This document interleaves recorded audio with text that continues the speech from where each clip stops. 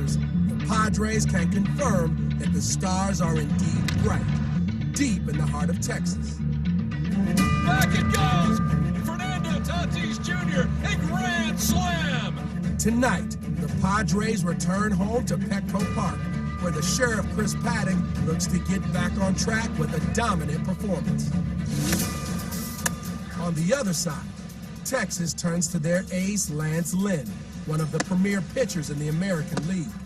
Rangers and Padres from San Diego, where the stars are bright here too.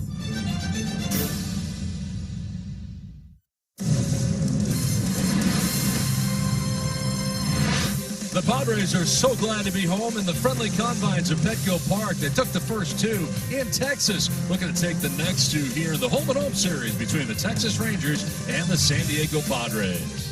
Welcome inside the broadcast booth, everybody. I'm Don Orsillo along with Mark Grant. Welcome to Padres Baseball. Well, tonight, a tall Texan is going to go up against a Texas team, the Texas Rangers, and that tall Texan is Chris Paddock, looking to bounce back. He does need a bounce-back performance. There's no doubt about that, Don. And the reason why he's been getting lit up a little bit and knocked around the ballpark is because of the fastball location. We know that last year he really did well. But, of course, this year, the fastball location has been not good. He wants this one down and away, it leaks inside.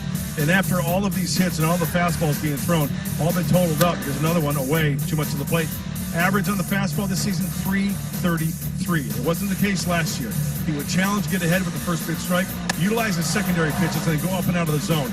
If the secondary stuff isn't working, then you got to resort to the fastball, and you miss it with location. That's why I think Chris has been struggling this season. Hopefully it's a turnaround. Great pitching matchup in tonight's first game here at Petco Park against the Rangers, and it is Lance Lynn on the mound for the Rangers. He's 3-0 with an ERA just over 1. I love Lance Lynn. I love to watch this guy pitch. I remember when he was with the Cardinals. He's a strike thrower. He doesn't throw that hard. He is the pure definition of pitching because he hits his spots. He loves the fastball, too.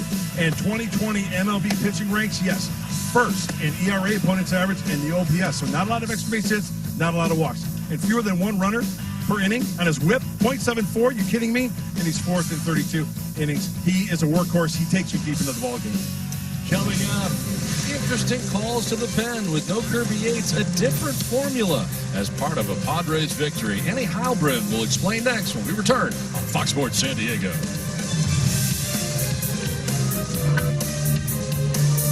Petco Park as Chris Paddock warms up, getting ready for his start tonight. And it's important Paddock turns things around, not just for himself, but also for the bullpen. There was a caravan of arms used in yesterday's win over the Rangers, all of them in different situations. Let's get it started with Craig Stammen in the fourth. He gets out of a jam, works a perfect fifth, and then things get really interesting in the seventh. Jace Tingler says they wanted to shift the momentum. That's why he brought Drew Pomerantz in early. Pomerantz retires 4, and now it's Emilio Pagan's turn. He comes in, he works 1 1/3 in the 8th and a 9th. And now you need a closer. Hey, how about Cal Quantrill? You have no Kirby Yates. He's on the injured list. So Quantrill comes in. He records his first career save with 2 on base. All in all, 7 out of the 10 bullpen arms used yesterday. So it'll be interesting to see how Tingler manages those arms going forward and what roles they have. There's really no defined roles right now. It's kind of any guy, anytime, any situation. Coming up, let's get slam-tastic. 2 grand slams over the last 2 days. Padres, Rangers. First pitch coming up next on Fox Sports San Diego. Casino. Book your staycation today in the exciting new Padres Hotel Suite at Sequan Casino Resort. By BMW. See a San Diego County BMW Center today for exceptional offers or visit sdcountybmw.com. By Chick-fil-A. If the Padres turn a double play, you win a free breakfast entree at Chick-fil-A tomorrow. Open your Chick-fil-A app before the game ends to claim the free reward. And by Right at Home. Right at Home sends a big thank you to all of our local healthcare heroes. Now the Padres so glad to be back home again. Lots of sunshine, not a cloud in the sky as they take the field tonight at Petco Park in San Diego. Time now for the weather report brought to you by your always sunny San Diego County Honda dealers. 79 degrees, south-southwest breeze at 8 miles per hour, and mostly clear is the forecast as the Padres get ready to play baseball at home in this home and home series, shifting to San Diego. It's time now for Sequan Pick the Stick. Fans, you can decide who you're with by tweeting out hashtag I'm with and the last name of the broadcaster you think has the best pick. If you're right, He'd be entered into a daily drawing for a 2-night stay in the new Padres hotel suite, including a $100 resort credit, 2 rounds of golf at Singing Hills Golf Resort at Sequan. Must be 21 and older to win. So Chris Woodward's Texas Rangers come in for 2. The Padres have taken the first 2 games of the series, and we check out his starting 9. Shin-Soo Choo back at the top of the order, and the DH again today. It is Danny Santana at first base. Willie Calhoun's first appearance of the series. Joey Gallo is in right with Todd Frazier at third base. Rougned Odor at second base. Nick Solak in center field. Isaiah... Here we go. It is Isaiah Kiner-Falefa and Jose Trevino rounding out the start 9. Chris Paddock, the 24-year-old, making his 6th start. And when you look at Chris, yeah, he's been kind of struggling lately. Last Thursday at Dodger Stadium allowed a career-high 6 earned runs. The fastball is a must, location. And the reason why I say that, it's going to stay at the heart of the zone. The last 8+ innings, given up 5 home runs for Chris Paddock. Very unlike Chris Paddock. Take a look at the defense behind Chris Paddock this evening. It's good to be back home. Jerks and Profar in left field. Trent Grisham in center. Will Myers in right. On the infield will be third to first. Machado, Tatis Jr., Cronenworth, and Hosmer behind the plate. Putting down the signs. Austin Hedges catching Chris Paddock. So Chris Paddock ready to go here. Start number 6 of the year as Paddock in home whites and pinstripes. Been a while for the Padres after a 3-city trip. It's so good to have the team back home. Chris Paddock ready to work, and the first pitch of this one is in there for strike 1, and we are underway. Shin-Soo Choo leading it off every game so far. Played the outfield in the first game, as DH the last 2, and hitting at .224 with 3 homers and 10 runs batted in. You know, Donnie, I know you have to play these games. They're on the schedule. But when you look at numbers, there's no reason if Chris Paddock can pitch the way he did last year and just go through this Rangers lineup, because offensively, there's like no offense with this team. Lower half or bottom of all the rankings when you talk about runs per game, batting average, on base percentage, OPS, home runs, extra base hits. So it's a chance for Chris Paddock to bounce back against a team that's really not swinging well. This is in the air to center field. Grisham was going back. Now he's going to come in, but has time to recover. Makes the catch for out number 1. Let's take a look at the keys to the game, brought to you by your San Diego County Honda dealers. Well, coming from Texas to San Diego, Texas toast in San Diego. Yeah, they toasted the Rangers. First game, 14 runs. Second game, 6 runs. Both victories. So hopefully that carries over tonight in San Diego. And we need Chris Paddock in 2019 tonight. So 1 down here in the first. Danny Santana checks in. He is the first baseman, at least in 2 of the first 3 games of this series. And that is going to miss outside for ball 1. Now, the one guy you don't want to let beat you in this lineup, Bud, though, is Joey Gallo. If you can stamp him hurting you, you're in good shape. Of course, he had the 3-run home run yesterday. I think the key you just said, 3-run home run. Yeah. If you can eliminate runners on base against Gallo, because he's all or nothing, he's going to run into one. Yes, solo shot here and there is going to be fine. But just to touch upon again with Chris Paddock, just too many home runs lately. Last 2 starts, 5 in those 8 2/3 innings. So we're going to try to keep the ball in the yard here tonight. Trying to go a little more deeply into the game as well. Something he's trying to do here is his 2-1 pitch is going to miss for ball 3, 3-1.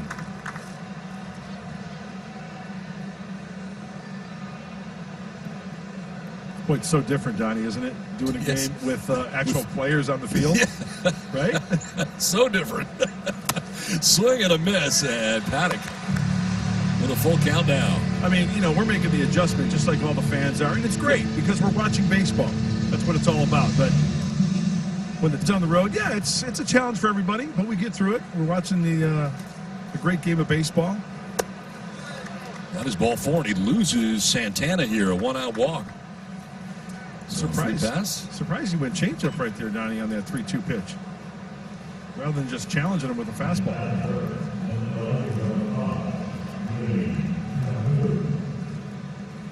One out, 1 on. Willie Calhoun makes his first appearance of the series.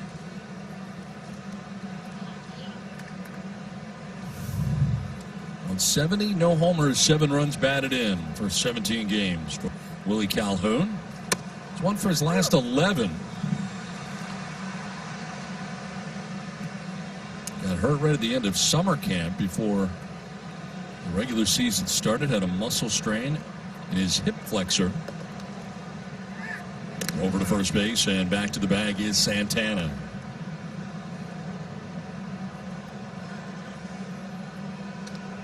Just hitting at 170 so far this year, and in the lineup for the first time in the series. The Padres are shifting on the right side,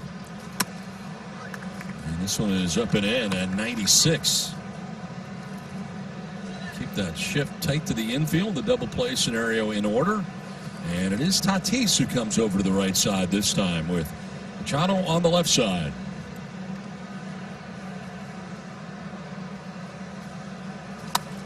Foul back and to our left.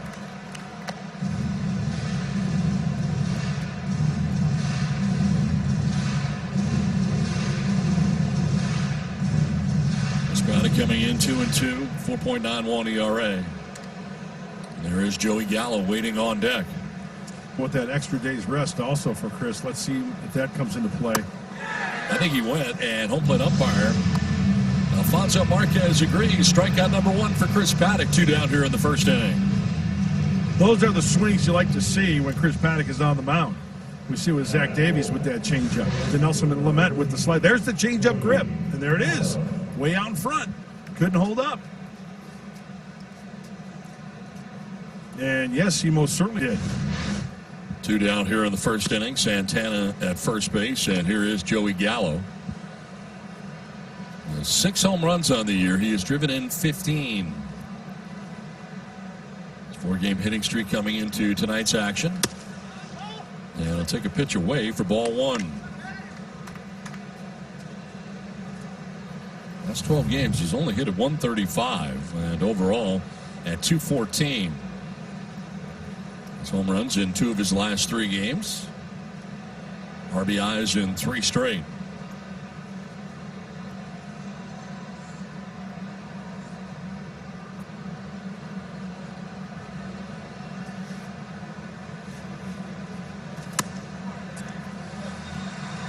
On a strike now to Joey Gallo. Well, 95 on the heater. But we all know he can touch 96, right? 97. It's just where he throws it, and that's where he's been getting hurt lately. Catching too much of the plate while falling behind. I think the extra day's rest really might help Chris. 5 starts this season, regular rest, ERA is 6.4. Snapped over to first base and back safely is Santana. With the door closed that time, Hedges tried to use him as a shield and fire down to first base. Yeah, it's all in the footwork. Austin Hedges has got to be quick. Spin, fire, and he gets back safely. Outside part of the bag towards the outfield.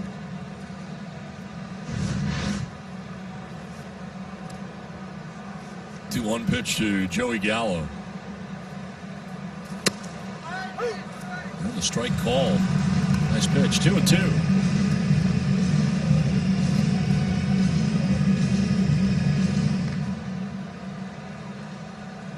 Gallo started 22 of 23 Texas Rangers games on the year. Smack dab in the middle of the order. He's a cleanup hitter.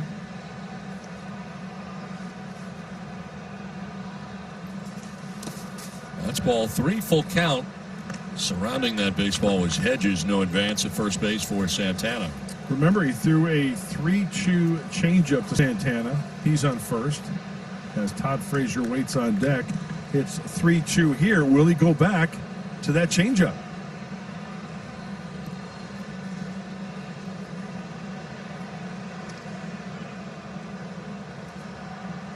There it comes. And a swing and a miss. Uses it to strike out Joey Gallo. And they're coming to bat here in the bottom of the first inning after the Rangers did not score in the top of the first. Jace Tingler's team back in town, and we check out his starting nine. Trent Grisham leading it off and in center field with Fernando Tatis Jr. at shortstop. Manny Machado is at third base, Murray at first. Will Myers in right with Jake Cronenworth at second base. Josh Naylor, the DH, with Jerks and Profar in left. Austin Hedges does the catching and bats out of the 9 spot. Lance Lynn is on the mound for the Texas Rangers. 33 years old, making his 6th start. This guy was 5th in Cy Young Award voting last year. 16-11 record with a 3.67 ERA. He's really thrown the ball well. He loves his fastball, and he can locate that fastball as well. He's coming off a complete game victory at Coors Field, where he only surrendered 2 hits. Here's strike one to Trent Grisham. His numbers are really, really good so far this year. Yeah, and you know what? I'm guessing if you're a hitter, you got to look for the number one and look for an area. I mean, he'll move it in and out, up and down. In the air to center field, and they're coming together from center. It is Solak who's there to make the catch. Let's check out the rest of the details. We just saw Nick Solak in center field for the Rangers. In left field, Willie Calhoun, Joey Gallo in right. Todd Frazier at third base. Isaiah Kiner-Falefa at shortstop. Rougned Odor at second. Danny Santana at first base. Jose Trevino behind the plate. Of course, on the hill, right-hander Lance Lynn. One down in the first inning, and Fernando Tatis Jr. coming up. Leads the majors in home runs and in RBIs. Third straight game that he has batted in this 2 spot in the Padres order after a few starts in the 3 spot. 310, the 11 home runs and 28 runs batted in. The OPS over 1,000 for Tatis. 95 right down the middle. Let's keep an eye on how many fastballs he uses, because it's like 90% this season. He'll throw the 4-seamer. He's got the cutter. He's got a 2-seamer to sink it. He's just fun to watch. It's amazing the amount of fastballs this guy throws. 9 out of 10. That's unbelievable. You're going to get a fastball. Now, granted, it might be the 4-seamer. It's got a little bit more giddy up than the cutter. Because he's got a couple different. Right. He's got the 2-seamer, the 4-seamer, and the cutter. So it's dicing and slicing each way on the plate. Fouled off to the right, out of play. There's 96 there on the 4-seamer.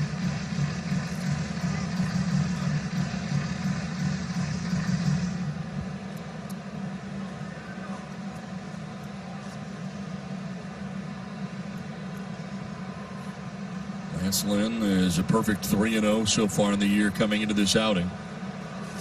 And a swing and a miss. He strikes out Tatis for the second out of this first inning. Challenge him with a heater. We mentioned 9 out of 10 times this year you're going to get a fastball. And this one at 96. Look where he places this one, right on the outside corner, off the plate just a little bit. A little bit. 2 down here in the first inning brings up Manny Machado.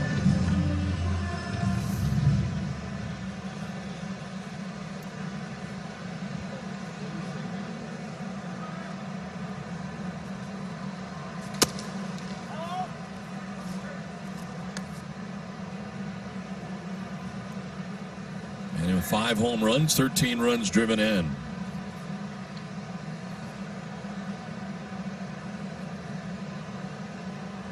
Walking quite a bit. 6 walks in the last 5 games for Machado. And jumps ahead here, 2-0.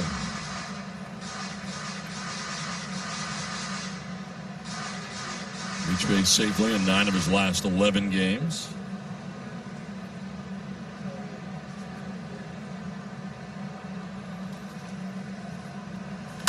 This one is grounded foul. Remember, when the Padres hit a home run in tonight's game, you get a free Jumbo Jack tomorrow with a purchase of a large drink.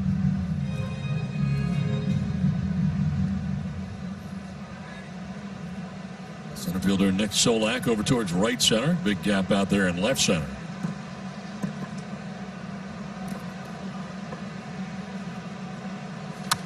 Popped up foul off to the right out of play. Has been hitting some line drives, has Manny Machado. Line drive percentage this year, 24.7%. It's the highest in his season, in his career so far. And also squaring up those baseballs as well. That's a good sign. And a few of those, you know, you work underneath it a little bit, and if you square it up, it's going to be a home run.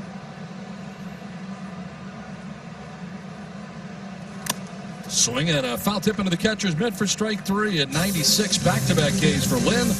It's time now for our Valley View Casino trivia question. Will Myers hit his second career Grand Slam yesterday against these Rangers. His first Grand Slam came against Orioles, Yankees, Blue Jays, or Red Sox. So here's your answers.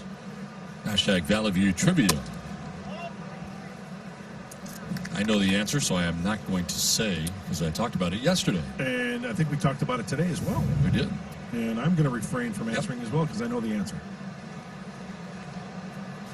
Here's Todd Frazier, the veteran, standing in to lead it off for the Rangers in the second inning.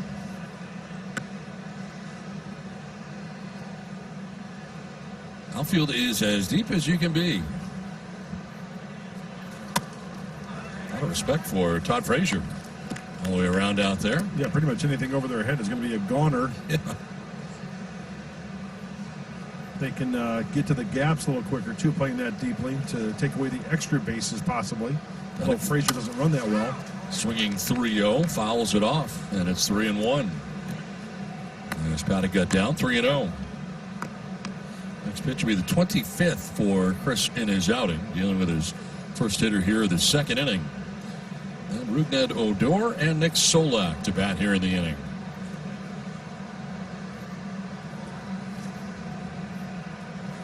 Frazier jolts it foul down the right field line, out of play. Well, the Padres pitchers K9, your K9 wins. If the Padres strike out 9 or more batters in tonight's game, all Padres fans can visit participating Petco locations the next day and receive a free pound of dog treats with Pals rewards. Visit petco.com/PadresK9 for more details.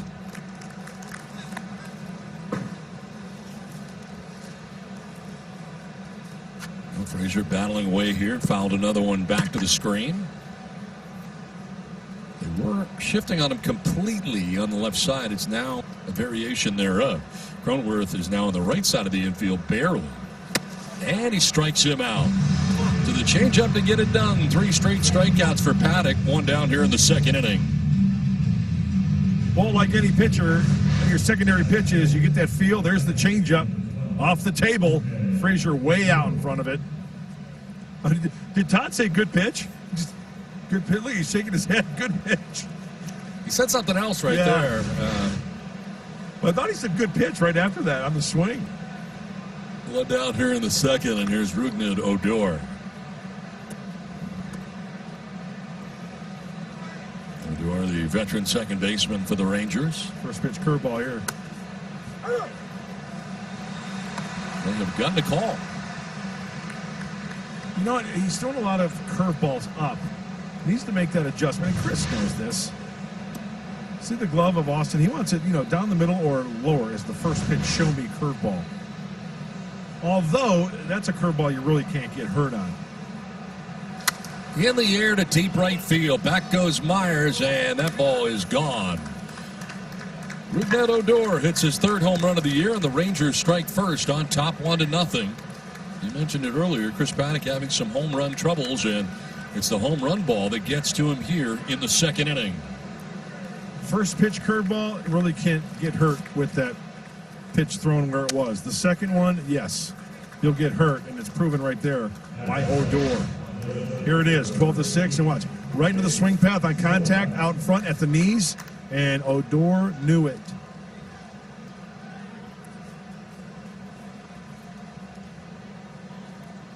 That one just kind of rolled up there.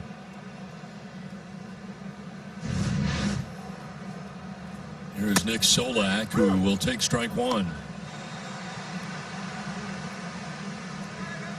Home run number 3 of the year for Odor. And it is a 1-0 advantage here for Texas in the second inning. Padres are playing Solak deeply as well in the outfield. This one fouled off to the right, out of play. Notice I'm paying a lot of attention to the defensive alignment. I think it's because I can see the players on the field, which is awesome. Yeah, it's great, isn't it? It really sticks out to me, you know. It's different than on a big monitor. Yes. Than the last week when there was nobody on the field. Yeah. 0-2 pitch coming up here to Solak.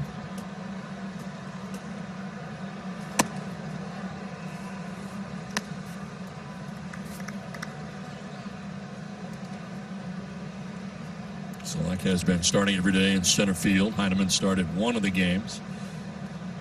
Connor Falefo waiting on deck here for the Rangers. Tap foul, and we'll do it again, 1-2. It's about bouncing back now. How does Chris bounce back after the home run? Remember, there was a start there. Jock Peterson, first pitch of the game, home run. He pitched very well that game. You got to score a run anyway to win, so hold them at 1.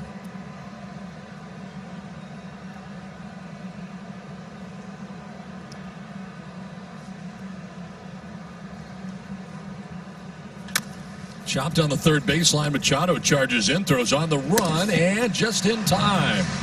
This play by Manny Machado makes it look so easy. 2 down here in the second inning. And he had to field that one cleanly and get rid of it because Solak was getting down the line nicely. He could scoot.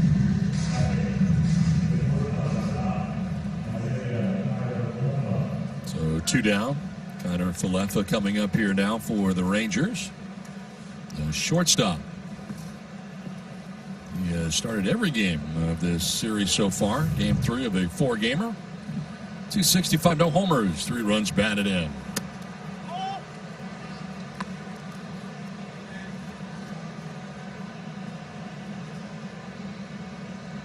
He's been walking some. 4 of his last 6 games. He's walked at least once.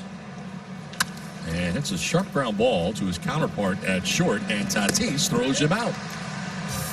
And Lance Lynn, his first lead with which to work as he takes the hill here for the second inning. Eric Hosmer, Will Myers, Jake Cronenworth. As the Padres trail 1-0. That's the home run by Rougned Odor.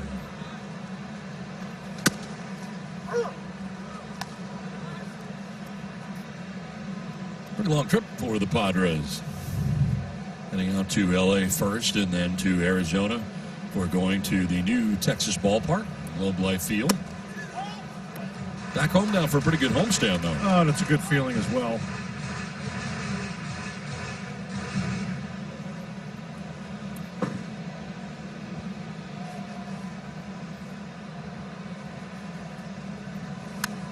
You know what? I love traveling with the team. I mean, that's one of the things I miss, right? We get to be around the players and talk to them and stuff, but I'll be quite honest with you.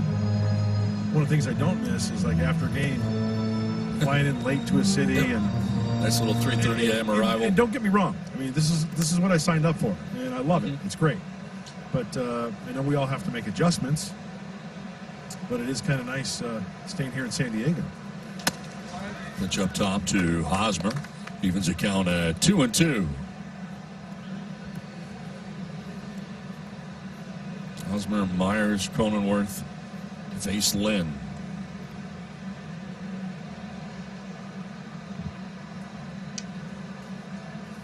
Hosmer with a swing and a miss, strikes out. That's 3 straight strikeouts for Lynn. The first out here in the second inning.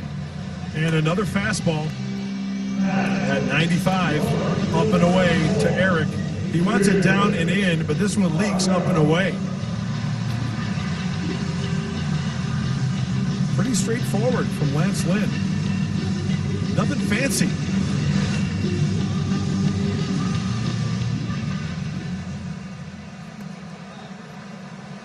One out, Will Myers.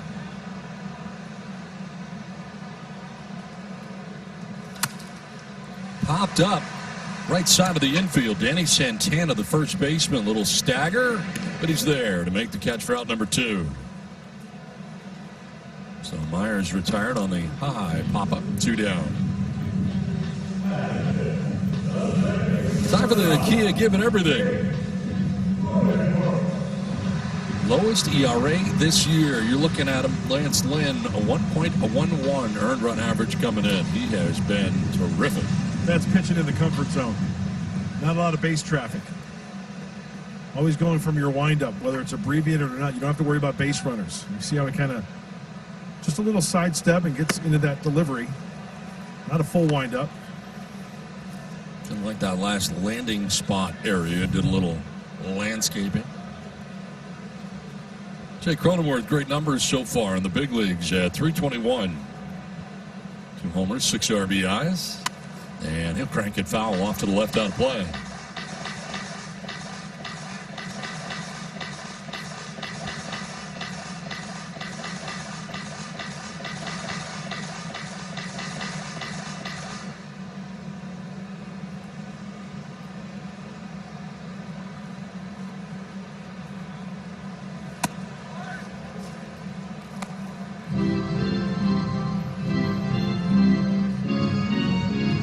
Retired the first 5, 3 by way of the K.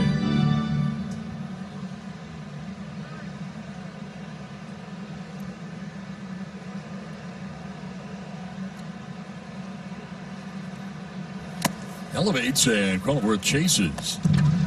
Evens up at 2-2. A lot of high fastballs. A lot of fastballs, period. That's what you get with Lynn. 22 pitches, 15 strikes for the big right-hander. Popped up, back at third. Frazier going back, and that'll fall over his head. Heading for second base is Cronenworth, and he will get there. Nicely done. Blooped down the third base line over the head of Todd Frazier. Kind of a no man's land, and Cronenworth just kept going, aggressively getting to second base. And the first hit for the Padres is an extra base hit. How can you not love this kid? There's a little cut fastball, looks like. Works around it, and it goes in to Jake. He fights it off, and sometimes you fight it off. And look, when he realizes that they're shifting, they've got a long way to go, well, he is off, and he can smell too. I'm surprised he did not slide into second base. He went in standing up and kind of put on the brake. Whoa, whoa, whoa, wait. Stay on that bag. 2 down, Cronenworth is at second base, and here is Josh Naylor.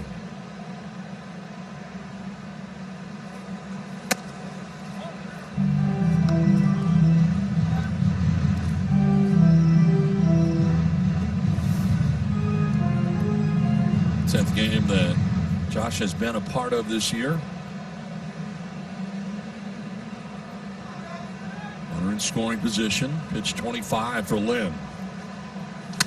And it's to center field. Solak moving over. Will make the catch. It puts an end to the second inning. Have a 1-0 advantage. We head to the top half of the third inning. And kind enough to join us from the Padres dugout, Zach Davies. Zach, thanks for joining us. It seems like you've really settled in very nicely with your new teammates and on the Padres this season so far. It's been a great experience coming into spring training. Knew a few guys on the team already. And, it was pretty easy to get settled in, and a great group of guys. This one is lined to right. Myers heads over. Is going to play it off the wall. Heading for second is Trevino. Throw goes there, and Trevino into the head-first safe slide to begin things here in the third inning. Zach, your thoughts when you got word when the phone rang and you knew they were being traded to the San Diego Padres? I was a little bit surprised at the trade in the first place, but I'd been traded before, so it's moving on to the next organization and getting a few phone calls throughout the Oregon, trying to figure out what my next move was. Well, you know what? I've been looking at your resume here, and it looks like you can't go any farther west. You started in Baltimore, you went to Milwaukee, now San Diego. It seems like it'd be a nice stop for you for many, many years. It is. It is a good experience here so far, and I'm born up in Seattle and live in Arizona, so I'm kind of a West Coast guy as it is. I want to ask you about your comfort level. You seem to be very comfortable here, and the last couple of outings have been good for you. What's working right now for you? The command and the mix of pitches and keeping guys off balance. That's always been my game, and doing homework in between starts and making sure you know what guys in the lineup have been on their stuff for the last week or two, and kind of working around that. What do you do for homework, Zach? What makes it? Is it any different, or is it pretty basic? Just video? What do you do? Lots of video work. I like to kind of compare myself with a few other pitchers around the league and try and watch how they work lineups and see the approach of the opposing team before I get to them. Okay, I'm going to make a prediction. You watch a lot of Kyle Hendricks. Yep. Wow.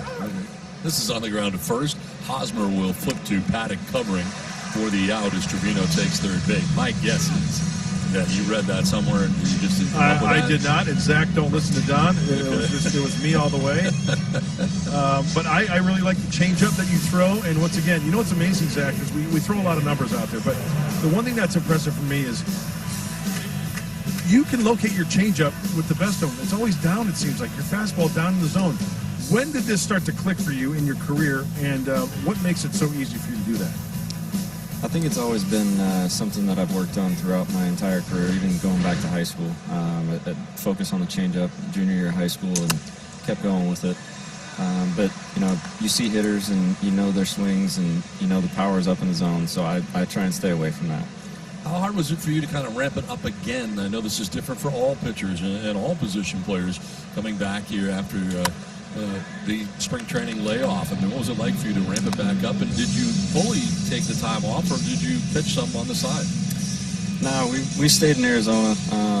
Garrett and I lived close to each other, so we would throw on every day that we didn't need to go to the complex and throw a bullpen or throw live to a couple hitters. But, we tried to stay ready within reason just in case the season didn't happen. But, we had the 3 weeks coming in here into San Diego and playing inter-squad games to get ourselves back into game shape and stamina for 5, 6, 7 innings. New pitching coaches here. How is that going with Larry Rothschild? It's been great. There's a lot to learn. A lot to learn. I'm a guy that tries to learn something new every year, and working with a new pitching coach, it's pretty easy to kind of pick their brain and get new stuff from them. So Larry's been great. Working with Fritzy out in the bullpen, just talking baseball. It's been a fun time. Zach, I'd like to get your opinion because you were quoted, but back on Monday, remember the 3-0 swinging with the lead against the Rangers, Fernando Tatis Jr. I would like your thoughts. You're a pitcher. What do you think? It's part of the game. You can't fault him for taking a swing on 3-0 because I guarantee they'd be kind of happy if he grounded out in a 3-0 situation. So I don't care. Seems like it's a pretty good group as far as the starting rotation goes. You guys are getting to know each other pretty good. Yeah, it's been great. I know it started in spring training. I'm a guy that likes to kind of figure out everybody and their routine, and those are things that I can add into my routine if I like it and if I try it out. But getting to know the guys, getting to know the rest of the team too. But the starting staff's been fun. Zach, it has been so much fun to watch you this year. Welcome to San Diego, and thanks for joining us. Thank you, guys. Zach Davies joining us. A fly ball to center field, and Paddock works his way out of some trouble here in the inning. For the Rangers, we told you that he likes to throw the fastball, right? Well, if you're going to throw it 90% of the time, you better throw it where you want to. Look at these pitches here. Talk about the picture frame. Down and in twice to the left-handed hitter, up and away to the left-handed hitter. He does it both to righties and lefties alike. You have to stay out at the heart of the plate. He's got the cut of the two-seamer and the four-seamer. He's got some movement both sides of the plate. But I'll tell you what, if you're going to throw a fastball down 90% of the time, you better throw it where you want to, because if it's in the middle, you're going to get whacked. And when you throw a two-hitter in Colorado, 9 innings, complete game, like he did last time, you're doing something right. Yeah, the 9 consecutive hitless innings that he had spanned outings of Friday and tonight. The opposing batters have been 0 for 33 until the Jake Cronenworth double in the second inning. This one is out towards left center field and deep back it goes towards the wall, and it's gone. Jurickson Profar, it's his 4th home run of the year. The former Texas Ranger has tied this game 1-1. Leadoff home run here in the 3rd inning ties the game.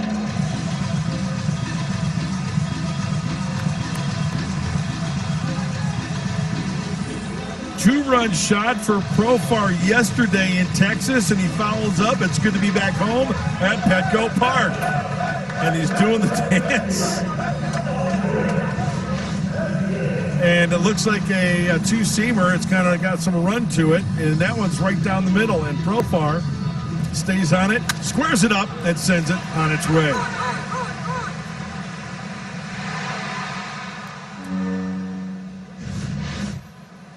Austin Hedges will take strike one. That was nice.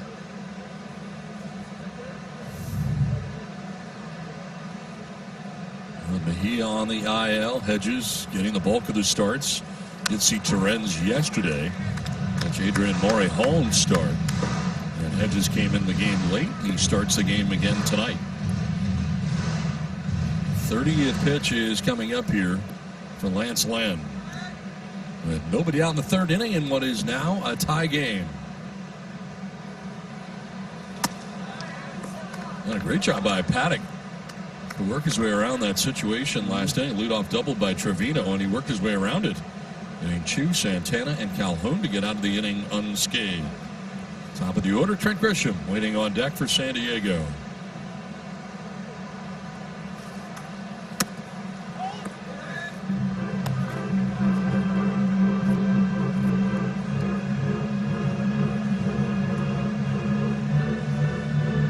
League, talk about the major leagues, as Eric Hosmer has some fun right there with Jerkson. Really hard holding back the smiles in that Padre dugout.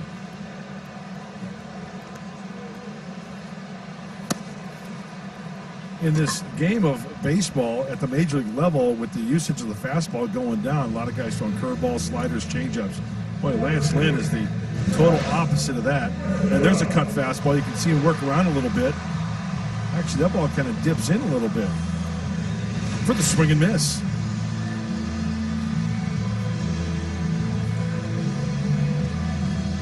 So one out. Base is empty. Top of the order, Trent Grisham gets his second look at Lance Lynn. Flying out to center field in the first inning. This season against the Rangers, he's 4 for 9.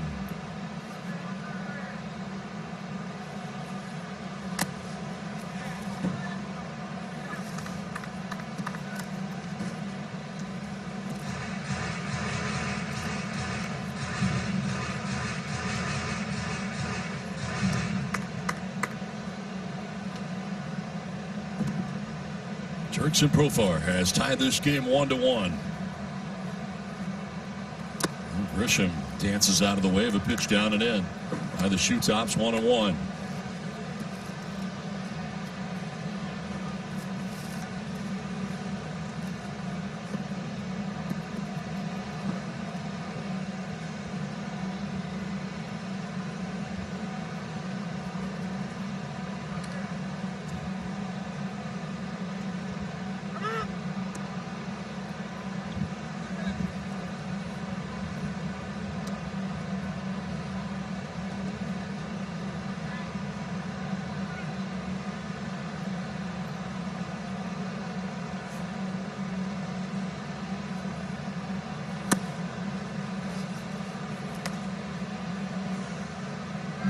Ball, 2 strikes here to Grisham.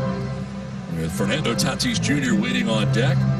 Padres batting here in the home half of the third inning.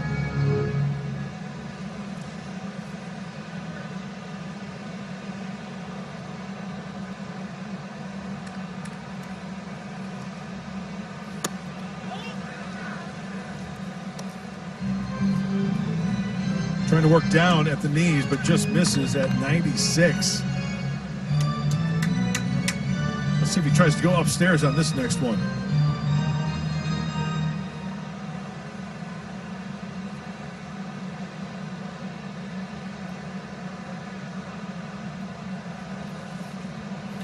On the ground towards shortstop. Heiner Falefa on the run, and in time to get Trent Grisham for the second out here of the third inning. That brings up Fernando Tatis Jr. Check out some of these numbers. His ranks, MLB ranks this season. Well, home runs, he's first. RBIs first, runs first, stolen bases tied for first with 6. Second player to lead or be tied for the lead in major leagues is late in the season since Honus Wagner in 1908. Yeah, in those gold categories, the home runs, the runs, and the stolen bases. I mean, that's your name's in the same sentence as Honus Wagner. Come on.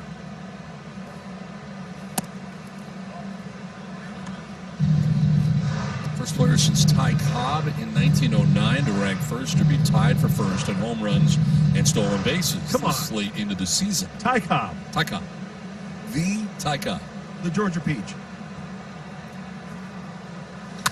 Fly ball, center field. Nick Solak going back. Nick Solak at the wall. Nick Solak will watch it go. Fernando Tatis Jr. Home run number 12 of the year. He'll add to his major league leading total. He'll take it out of this yard, too. It's 2-1 Padres.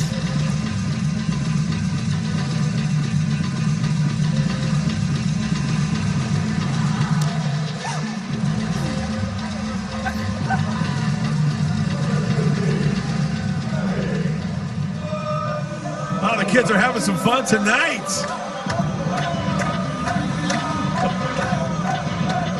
He's doing the slalom right there. Let's take a look. Oh, a little cut fastball, maybe a slider out in front. Takes it to El Centro. Straight away. Do you hear the drums, Fernando? This kid's fun to watch. Here's Manny Machado, takes strike one. He's still dancing. Why stop? It's hard not to.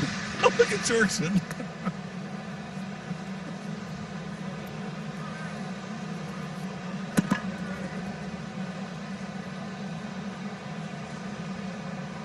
Padres on solo home runs have taken a 2-1 advantage against Lance Lynn. Comes in at 3-0 with a 1.11 ERA.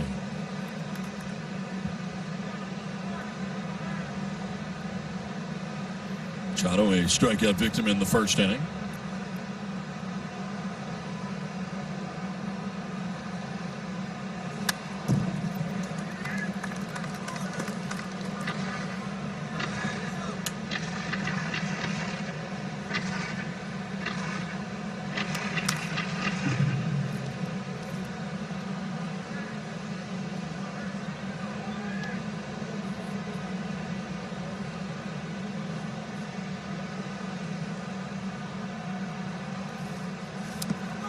Skips in, and it's 1-2.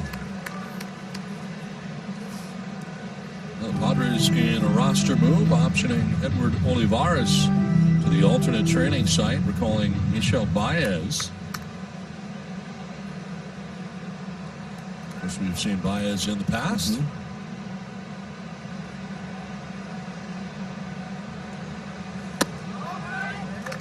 Downstairs with a fastball, 2-2.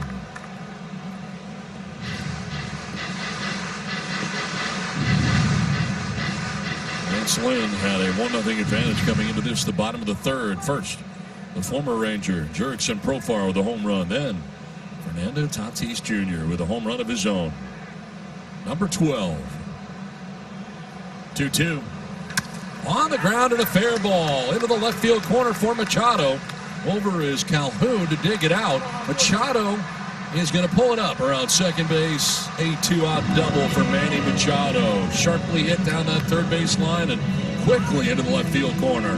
Boy, the OPS going up for the Padres in this inning. Home run, double. And you know what? Lance Lynn he's down the corners. That one was in, but Manny, maybe he was just looking at it, looking for it, and he got it and spun on it. He cleaned it out. Maybe looking for three. Hey, if there's a little bit of bobble, nope. Downshift, put on the brakes. He'll take the double.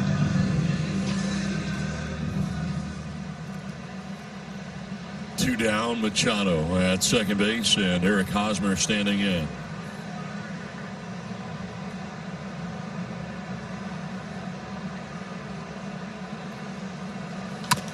Down the first base line, foul. Retrieved by Danny Santana, but a foul ball.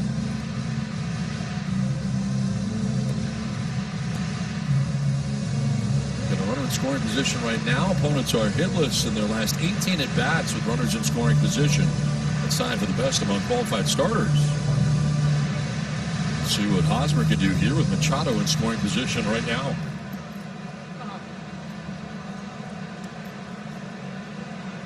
They're at 273 in this spot so far in the year with 7 runs batted in. Really been pretty good in this area.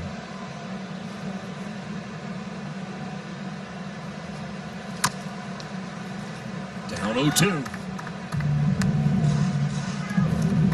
There's that cutter that was a very effective pitch to Eric, although the cutter to Fernando was not. Right down the middle.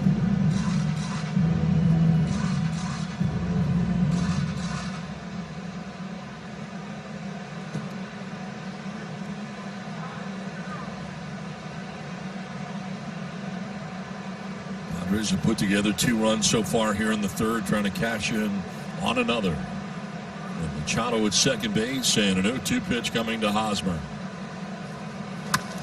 In the air, foul off to the left out play. Late on the 95. So cutter down and in. 95 fastball away. Kind of up a little bit. So I would guess as a hitter, Don, you're thinking, you've got to react obviously, but thinking one lane, maybe inside, outside. Boy, that's tough. I don't see how guys do it.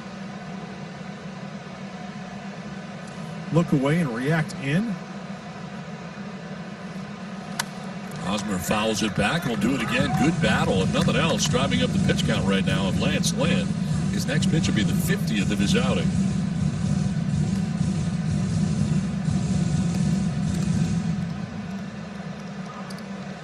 Breakdown by innings so far to get him to 49 right now. He's had to work the hardest, no question, right here in this inning. He's not out of it yet.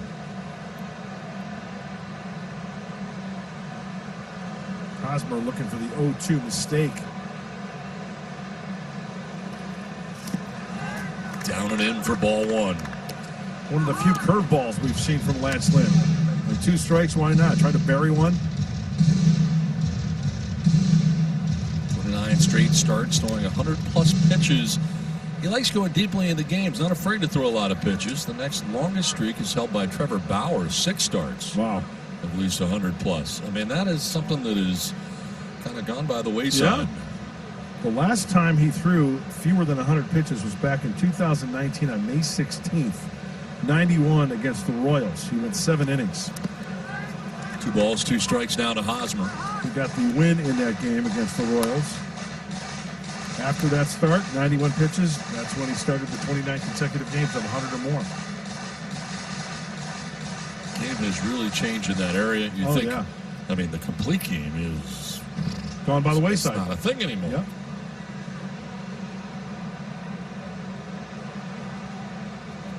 We get a complete game every night, you and I. That's right, we do.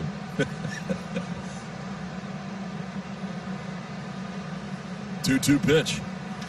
Chopped right side. Odor from short right. We'll get it there in time to end the inning. But the damage has been done for the San Diego Padres. Jurickson Profar with his 4th home run of the year got it started. Fernando Tatis Jr. with home run number 12 of the year. Padres have a 2-1 lead to the 4th we go. Added to his major league leading total, the Padres have a 2-1 advantage for Chris Paddock, who toes the rubber here for the 4th inning, and Joey Gallo fouls one straight back. 93-mile-an-hour fastball that time. Gallo struck out swinging in the 1st inning. And look at the home run hot zone since the beginning of last year for Joey Gallo. Yeah, down and away, up and away. Really doesn't like it. Up and in, that's a no-go. Pops this one up into the 2-1-1 defense, and it is Manny Machado who will make the catch. That was much easier than yesterday's catch in the right field corner. Yes, it was. One down here in the inning. But he made it look easy yesterday. This was fun. That was wonderful. And I thought you described it perfectly, Don. Using the football call. Thanks, Bud. The receiver, the back of the end zone. Corner of the end zone. Yeah. That's one of those where the quarterback just throws it towards the corner, and then it's the job of the receiver to get there. With the high trajectory. Yes. Todd Frazier struck out swinging in the 2nd inning. He's 0 for 1.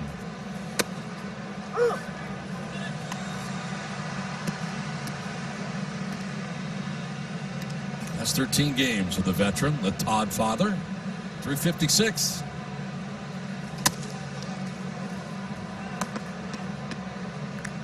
You've met Todd Frazier, have you not? You know what? I have not met Todd Frazier, but I hear through the grapevine that you cannot meet a nicer guy. He is terrific. He's a prince of a guy. He was with the Mets last year. Yeah. Got to see him last season. I would love to meet him.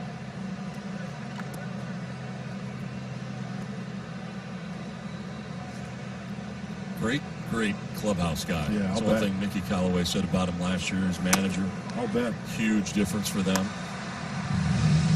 And you know what? To use that in an analogy, how people, okay, you always say good clubhouse guy. What's that mean? Yeah. Okay, well, let's put yourself in your place of work, your vocation. You go to an office every day. You work around people. People that are always negative, people that are always, the sky's blue. No, it's not. It's green. Whatever. Oh, the sun is shining. Just wait. There's rain coming, right? Exactly. And then have somebody like Todd Frazier in your office every day who's Good office guy. upbeat, positive, encourages others, worries about other people. He's selfless, right? Correct. That describes Todd Yes, Frazier. I would say that's very And fair. so that when we say he's a good clubhouse guy, that's exactly what we mean. Could be a good office guy, too. Yeah. If he was in an office. Hey, you know what, Don? You're going from company ABC to XYZ. Got a scouting report. Hey, he's a great office guy. Yeah. He's great in the office. Great in the office. Brings donuts every morning. Everybody Coffee. likes him in the office. Now here with the shift on, a bunt towards third base, and Odor uses the shift against the Padres a little bit there, although if that's all he's going to do, he'll take it. It's a bunt single after he had homered back in the second inning. Yeah, especially with 2 outs. Okay. Give him the single. Some people might be saying, okay, yeah, that's doing a favor for the Padres. They've got to string together some hits to have him score. I guess that's what I was saying. Kind of doing him a favor. Yeah, exactly. So 2 down, Odor at first on the bunt single. Nick Solak is the batter. 371, 4 doubles, home run. It's like when I heard you were coming to San Diego. Yeah. He's a great booth guy, Don Orsillo. He's a great booth. He's great in the booth. I was just going to say, you would be a great clubhouse guy / office guy because you're very positive. I don't know anybody that's more upbeat than you every day. You've never had a bad day in your I life. have, but thank you. But you wouldn't know it. Seriously. You're a happy guy. I love being at the yard. I love being around you. Yeah, it's all good. 1 pitch. I mean, one of the reasons why you're a great booth guy is, you have fed me here for Try to take many care of my nights. guy. We're teammates. It's a team. I brought you lemons yesterday, Yes. I'm zucchini. going to make lemonade. Bud brought me lemons. What do you do with them? Make You lemonade. make lemonade. It's another first strike. Thank you on that call. Off the plate at 95 for Chris Paddock. Trying to get out of this with 2 outs after that bunt. It was on the corner of 16th and Imperial. 60th pitch coming up here for Paddock with 2 down in the 4th inning. Rougned Odor with a relatively short lead over there, but Paddock going over anyway, and he dives back with that short lead.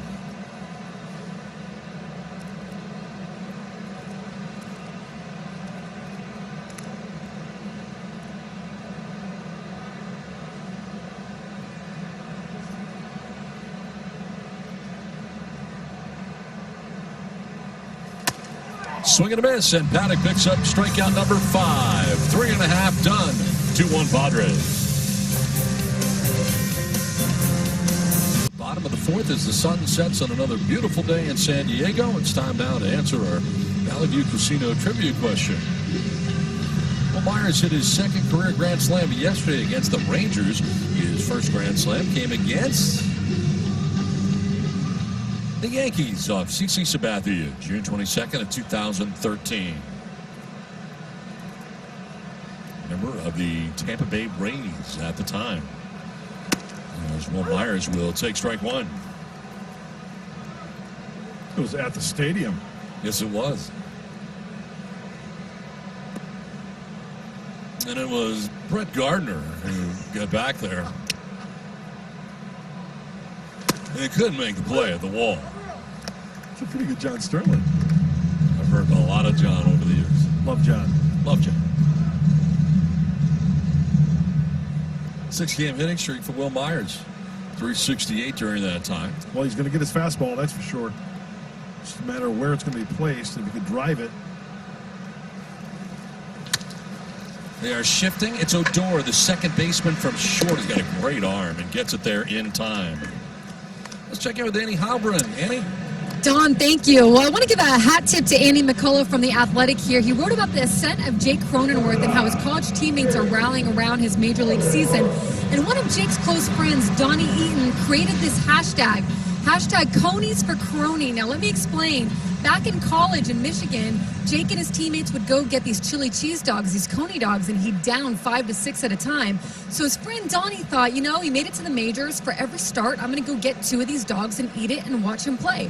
Well, little did he realize Jake would be starting every game. So now he's got to keep it going, all 60 games, 120 Coney dogs. Pray for his cholesterol, but, superstition. It's nice to see his college teammates rallying around him, though. And Mud, I feel like there might be a special connection between you and maybe a Coney dog at some point in your life. I don't think they serve them at Donatangelo's, but I feel like you might have had one in your day. I have. It wouldn't be my choice as far as if I were to have one of my favorite things on the menu to do, but I will gladly, have one. No question about it. That's the great thing about sports, and when you have friends in sports, whatever, making it to the major leagues, you can have your own fun with that. And hey, everybody's got superstitions, right? Whether it's for fun or, hey, it might be real for you. I think it's cool that friends get to kind of live through their eyes what the major leagues would be like. I mean, they're obviously friends, but, he's living their dream, Yep. And you also never mess with the streak, so I understand doing it every day. That's right. Fortunate that there's not 162 games. Yeah. Cronenworth batting here with 1 out, bases empty. There's a strike, 3-1.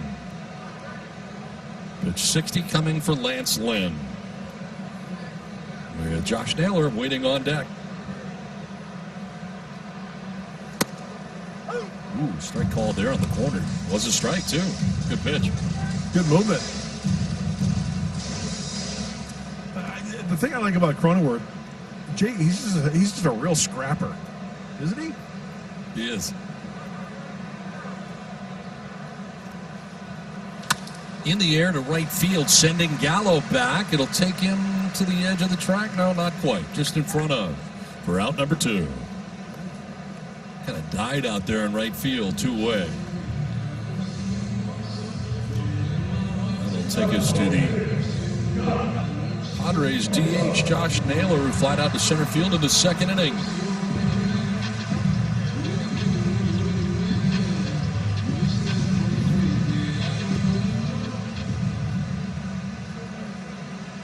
We're getting his second look at Lance Lynn.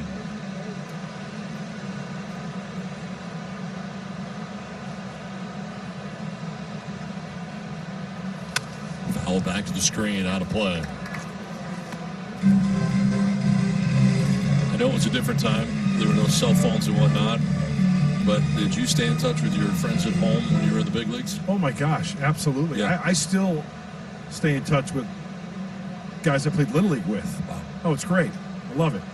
There's nothing better than to get on the horn and just yuck it up for about a half hour. This one is a jam job, but to short, and Connor Falefa will get it there in time. Nice play. It's a 1-2-3 4th inning. To the 5th we go. 2-1 Padres.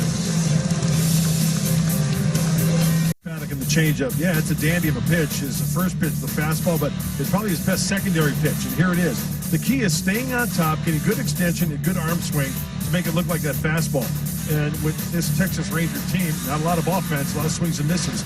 He's having some success tonight. There's no doubt about it. He's got a good feel for that changeup, and there's one right there.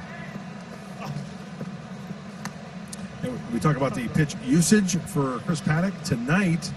His last start he threw 17 changeups with 28 fastballs. That was his last start. There's another change. Tonight, 40 fastballs, 18 changeups, only a couple of curveballs. So pretty much a 2-pitch pitcher tonight. Kiner Falefa is swing and a miss, and it's 1-2. In fact, 3 straight changeups, Don, to the Rangers shortstop. Correct me if I'm wrong, but one of the curveballs ended up out of the park, right? It most certainly did, off the bat of Rougned Odor. So one of the only 2 curveballs. The other one he did not throw for a strike. Yeah. Remember, there was the one. It was that at bat actually. Yeah. Remember, it was Back the to first pitch curveball up and away for the Yep. called strike, and then the next one, as you mentioned, bang, gone. Hasn't thrown one since. Yeah. This is pitch 65 for him, the leadoff hitter here in the 5th inning. And grounded down the third baseline, trickled down the third baseline. And Paddock's throw is airmailed, and no further advance though for Kiner Falefa. He'll get back to the bag at first. Just got underneath that one. It took off. Well, those are so frustrating. Chris kind of shaking his head a little bit. Got to forget about it. Now look back, see who you're going to go to on the comebacker. Just airmails it. I mean, Hosmer doesn't even try to leap for this one. A nice job by Jake Cronenworth backing up as well.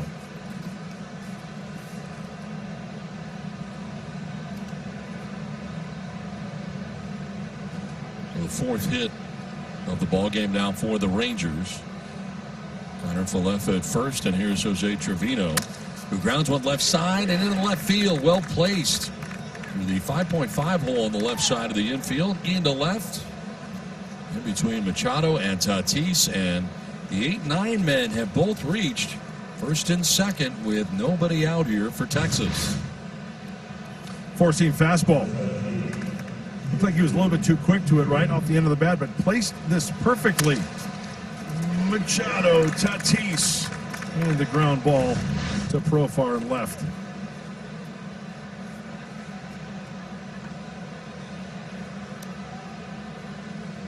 Two on, nobody out, and Shin-Soo Choo coming up. Choo flied out to center in the first, grounded out to first base in the third.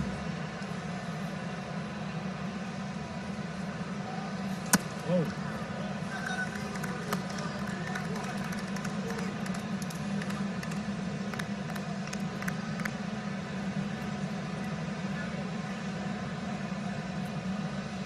That'll get your attention. Now remember, he's been throwing a lot of changeups tonight, right? Does he counter with a changeup down and away right here?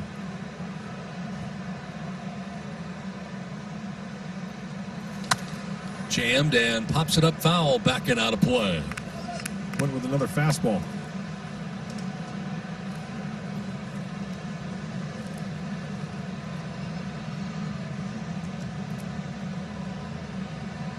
Try Grisham over towards the left center, gap out in right center.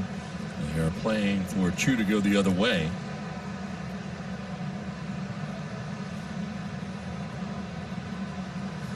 Swing and a miss, and it's 1-2. Yeah, Paddock could use something that does not include contact here. 70th pitch coming up for Chris.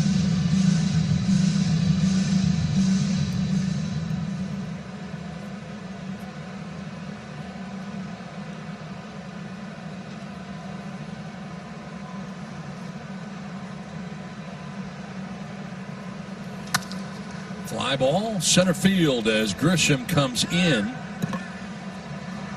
and makes the catch. No advance for the base runners, and there's one out of the inning. Now a quick word from Jack in the Box. A little birdie told me he wanted them back really bad. Get my spicy chicken strips combo for only $5.99.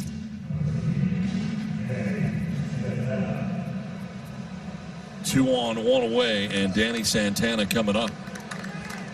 Walked in the first, grounded out to second base in the third. They have changed the ruling on the Kiner Falefa ground ball, and they've charged Paddock with an error. So it is an E1 that allows Kiner Falefa to get on. So no hit. You know, I'm wondering if it was a good throw, if he would have gotten it. I think he would have. Would he? I thought so, looking at it. So therefore the error? Yeah. Which I understand. Yeah. Yeah. That makes sense. He was about 2/3 Yeah. when I looked up.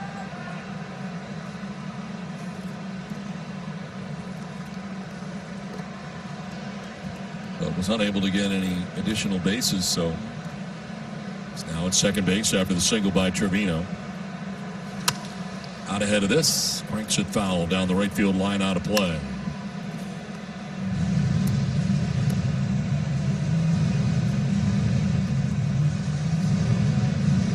Well, now the 7th error by the pitching staff this season for the Padres, which is a lot.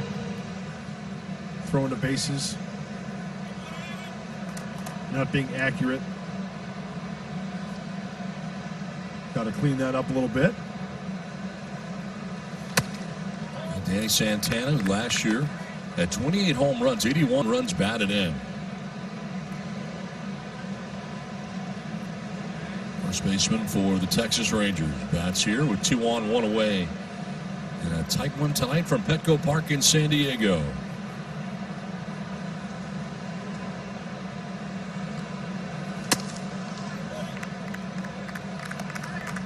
By the way, those 7 errors lead Major League Baseball.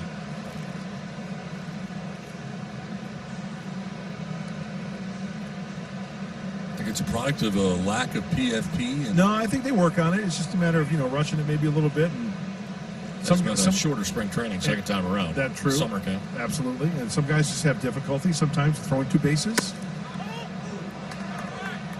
Missing inside, full count. I'm sure you've seen in your years, the guys just cannot throw the bases. John Lester. Yes.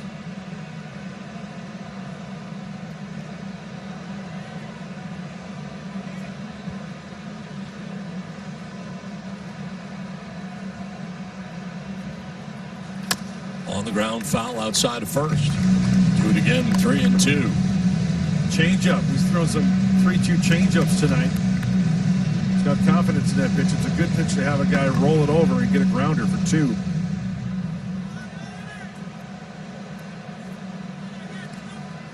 Sun has set in San Diego. Kind of twilight right now.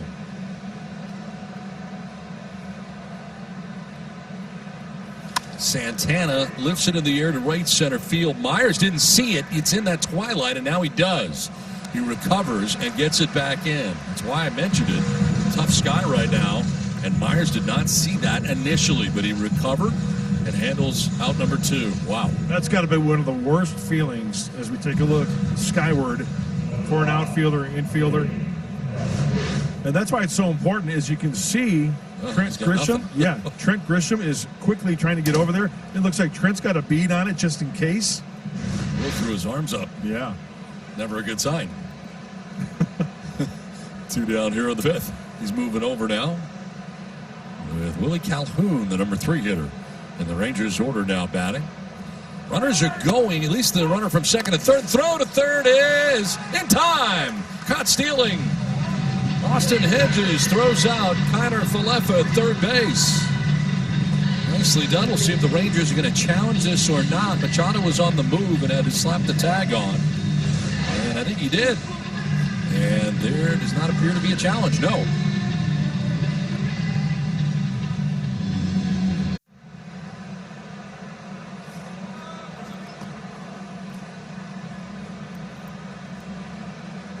Bottom of the 5th inning with the Padres on top 2-1. 8-9-1 in the inning to face Lance Lynn. Turks and Profar who lead it off for San Diego. Profar with a home run in the 3rd inning off Lynn. The first of 2 for the Padres in this one. 4 in a row retired by Lynn. Fresh off a 1-2-3 4th inning. 4-game hitting streak for Profar. Let's take a look at StatCast powered by Google Cloud and Turks and Profar in the 3rd inning where the Padres trailing 1-0. Able to register his 4th home run against his old team. 102.6 on the exit velocity, 392 feet away. Oh, he got squeezed on that one. Looked like a pretty good pitch. Now, I'm guessing that Lynn, he missed with location there. He wanted it in. I'm guessing he wants to try to pound that fastball in the inner part of the plate so he does not get extended and go opposite field like he did during that at bat. Let's see if he goes inside here. Yep. Fly ball playable for the center fielder, Nick Solak. And he makes the catch, below the cap high for out number 1 of the 5th inning. See the adjustment he made there? Kind of ate him up with a fastball in, couldn't get him extended, hence the easy fly ball to center. Did you just say hence? I did. Wow. Correctly in a sentence, I might add. Thank you. It's pretty good. Thank you. 1 out in the 5th. Austin Hedges coming up.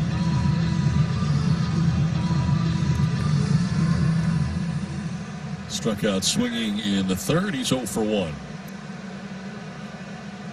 Nice defensive play by Hedges to end last inning. And a caught stealing at third base.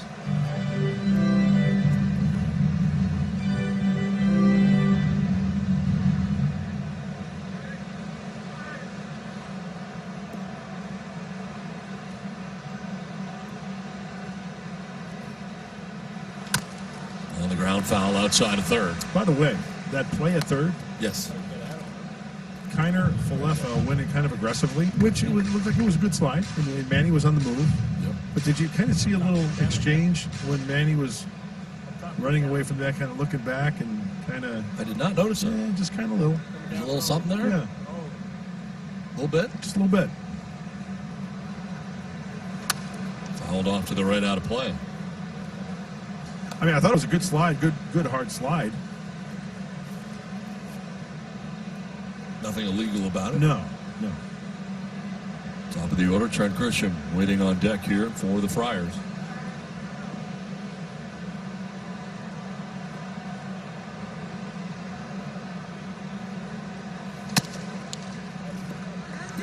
Good take there by Hedges, 2-2. Fastball from Lance Lynn.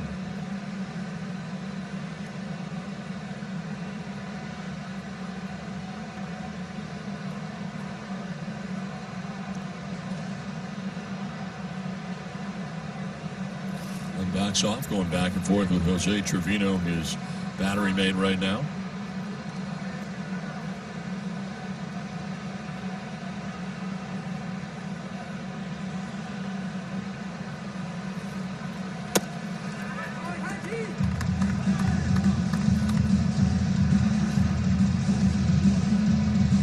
And a full count to Austin Hedges, a number 9 man, with Trent Grisham on deck.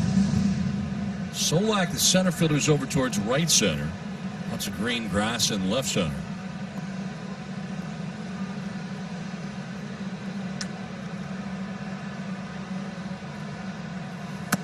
That is strike 3. Hedges knew it. Takes with him the 5th strikeout for Lance Lynn. And now a quick word from Fix Auto Collision Centers. Fix Auto Collision celebrates the summer road trip. For any unplanned turns, call or visit your nearest Fix Auto Collision Center today. 2 down in the 5th, 6 in a row. Retired now by Lance Lynn. It's back up top for Trent Grisham. His 3rd plate appearance of the contest against Lance Lynn. His fly to center, then grounded to short, 0 for 2.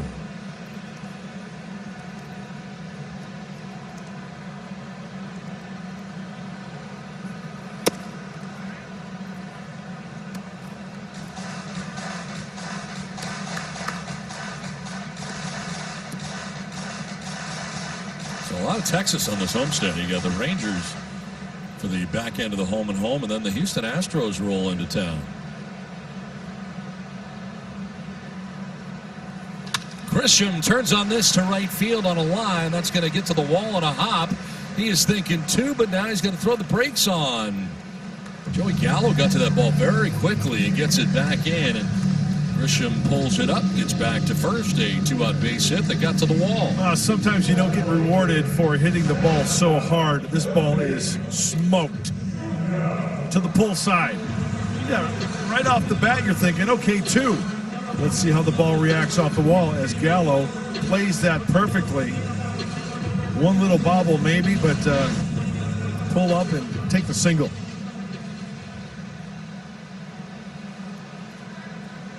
Two down, Grisham at first. He'll gain a pretty good sized lead. Always a threat to leave over there at first base. Fernando Tatis Jr., 3rd plate appearance against Lance Lynn. Well, you don't want to do too much running, I would think, in front of Fernando Tatis Jr. That's one thing you got to take into consideration. You know what I was just thinking? You know how you can't lead off in Little League?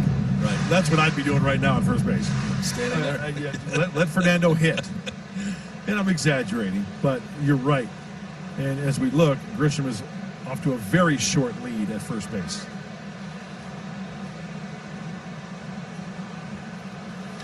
On the ground up the middle into center field, a base hit for Tatis as Grisham is headed to third. Throw's going there, but it's not a good throw, and he is in safely. Nice job by Grisham going first to third on the base hit to left center field. Tatis picks up his second hit of the night. Oh, I love first to third action, and with 2 outs, cracking the bat. That's an advantage for Trent Grisham. As soon as his ball is stroked, he is off and running. Secondary lead, got to go. And what else is impressive is the ball right in front of him. You can see just by that throw right there. Put that in your scouting report. Nick Solak looks like he does not have that good of an arm out in center field.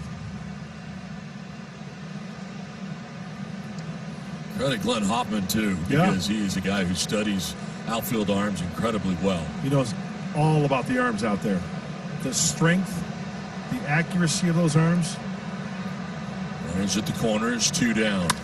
Manny Machado will pop it up, sending Odor back into short right. Now he's going to give way to Gallo, who takes charge and makes the catch. Padres strand a pair of a 2-1 lead to the 6th we go.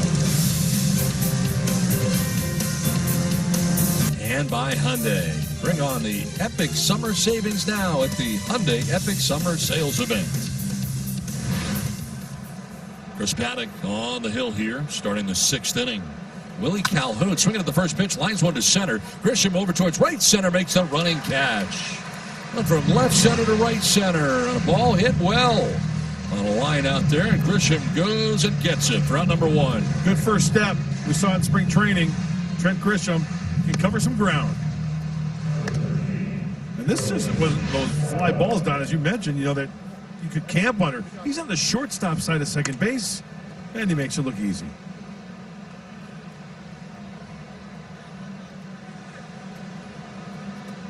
One out in the 6th inning. This is a good running catch by Trent Grisham, and here's Joey Gallo. He's the guy you got to worry about. Home run power, especially in a 1-run game. In this game, he was struck out swinging in the first, popped out to third base in the 4th inning. And a 3-run home run in yesterday's game. There's the 2-1-1 shift. Hosmer and Cronenworth, the 2-part, followed by Machado and Myers.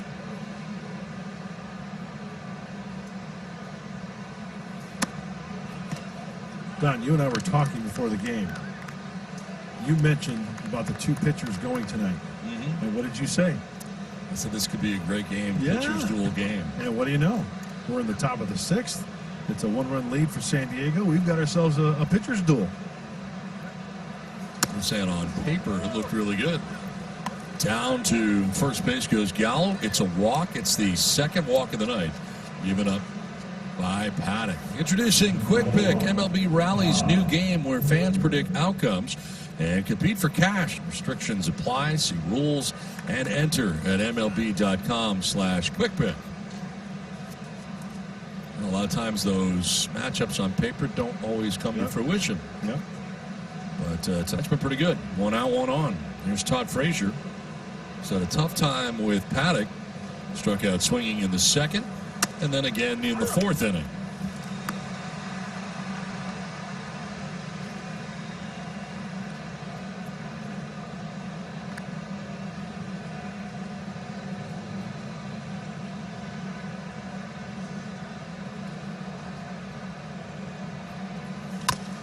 Chop down the third baseline foul.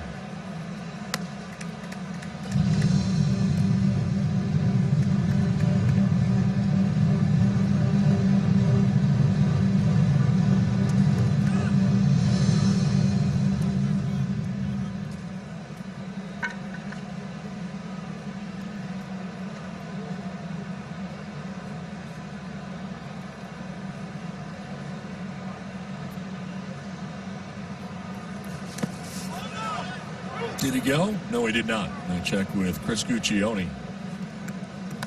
Well, it looks like he broke out the curveball there again. Mentioned earlier a couple innings ago, what? Only 2. So this would be number 3. Yeah. I'm really good at math like And that. if he throws one more, what would it be? It'd be 4. Nice. Well, the good thing about that one is it was out of the zone and blocked nicely by Austin. No curveball that time, a 95-mile-an-hour fastball. And it's 2-2.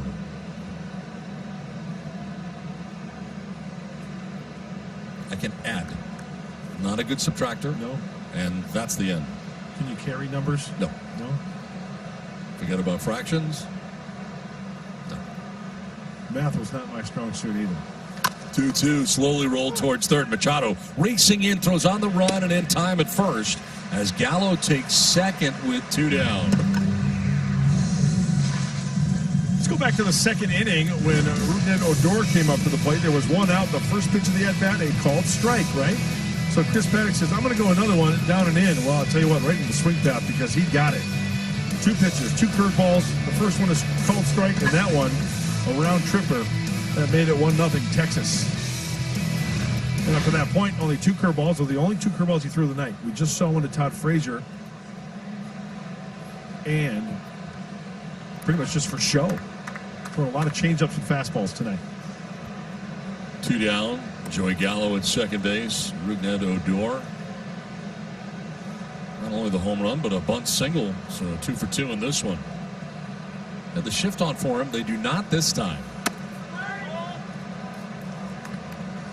And it's a fastball inside. Next pitch will be number 90 on the night for Paddock. The Rangers in this game are 0 for 5 with runners in scoring position.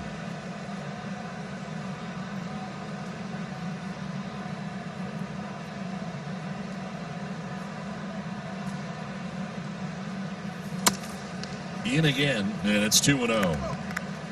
Still the good velocity, even though Chris is getting up there in pitches. Greg Stammen is up in the pen, and the pitching coach, Larry Rothschild, is making his first appearance of the game on the mound here to talk to Paddock. We have the tying run in scoring position right now for Texas.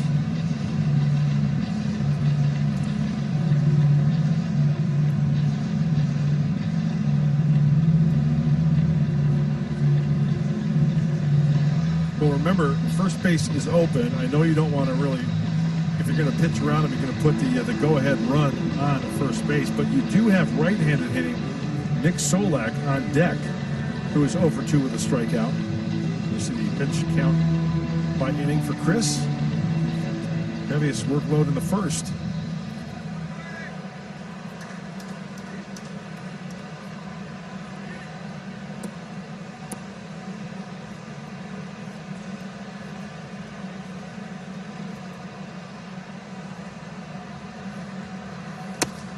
In there for a strike hand. It's 2-1. Wow. I'm surprised that Odor kind of took that pitch. 2-0 fastball right down the middle.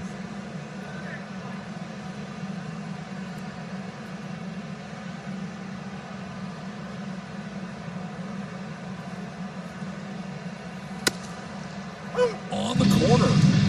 2-2. Well, he got a call there. No, it's definitely a ball. Four-seam fastball.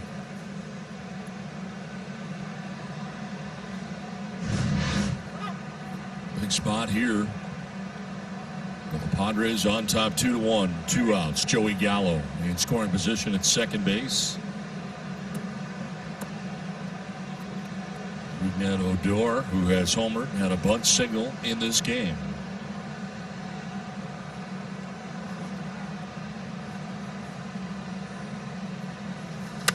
It's a pop-up into shallow right. It's Cronenworth and Al Myers coming in to make the catch that ends the inning. The Rangers leave Gallo at second. Padres have a 2-1 lead. Padres games on your TV. You can stream them live on your mobile device with Fox Sports Go. Download the app and take Fox Sports San Diego and Padres baseball with you wherever you go. Presented by T-Mobile. Eric Hosmer leads it off in the home half of the 6th inning, and he takes strike 1 over the outside edge. Hosmer 0 for 2. He struck out swinging and grounded out to second base, and this is at-bat number 3 against Lance Lynn, the Rangers starter tonight. Generally hangs around at least for 100 pitches. And this is his 80th, which is crank foul the other way. Be interesting to see the third time around now for Hosmer, Myers, Cronenworth. Top of the order, Grisham got to him with a single. Fernando got to him with a single third time around.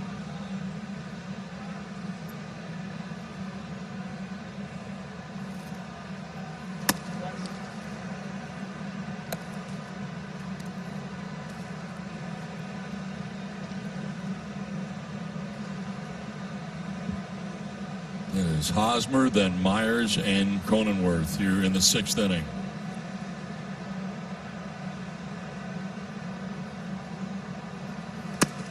That is in there for strike 3. Hosmer knew it, takes with him the 6th strikeout for Lance Lynn. 1 down here in the 6th inning. Still trying to paint the corners. Two-seamer right there. My goodness. What a beautiful pitch. 1 out here in the 6th, and it brings up Will Mott. Will has popped out first and grounded out to short. They shift on Myers on the left side of the infield. Odor, the second baseman, joins Kiner, Falefa, and Todd Frazier. Only Santana on the right side.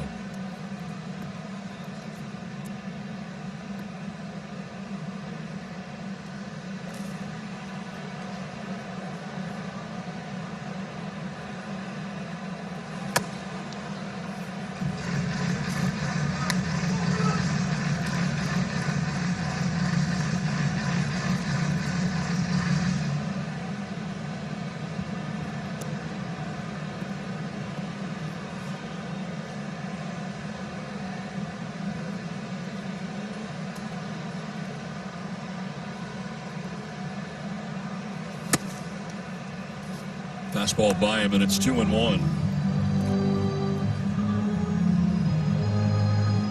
Lance Lynn coming in with a record of 3-0, a 1.11 ERA. Into his 6th start of the year, he has been great in this game. He allowed a home run to Jurickson Profar, tied the game, and then a solo shot for Fernando Tatis Jr. Now a fly ball to deep left field off the bat of Myers. Back is Calhoun, and he'll make the catch on the dirt of the warning track. Not enough to left field, and it is out number 2. Well, Will's reaction, it didn't have that crisp sound, like off the sweet spot. Maybe Will a little bit too quick to it. Let's check it out. It's a two-seamer. Yep, down towards the end of the bat, and then Will's reaction is like, just missed it. And then as a pitcher, you're like, oh, no. Please stay in here. And it does. 2 down in the 6th inning, and Jake Cronenworth the hitter.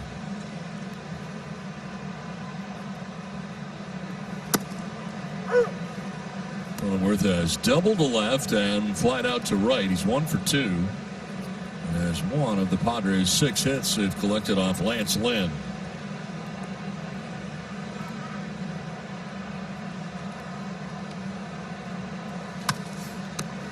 Down 0-2.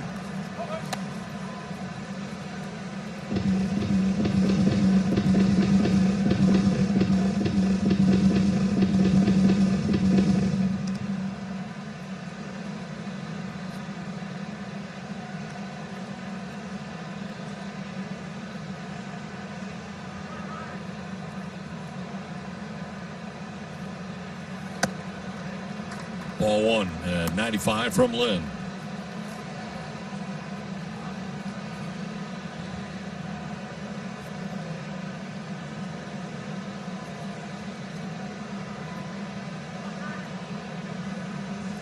Friday, as we mentioned, Lynn recording a complete game at Coors Field of all places. 9 innings, 2 hits, 2 runs, 1 earned. Through 110 pitches, 73 for strikes in that outing. 2 through 9 held the Rockies hitless.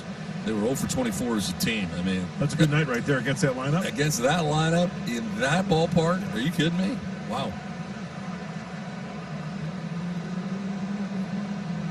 2-2 pitch. This one is blooped to shallow center, and comes Solak, and he won't have a play. Drops in front of him for a hit. The second hit of the night for Jake Cronenworth, who's 2 for 3. Oh, that's hopefully how you start maybe some 2-out thunder. Get something going after 2 quick outs, and then the single to center. Fights that one off, down by the label, but it's up, enabling him to loft this ball to shallow center field.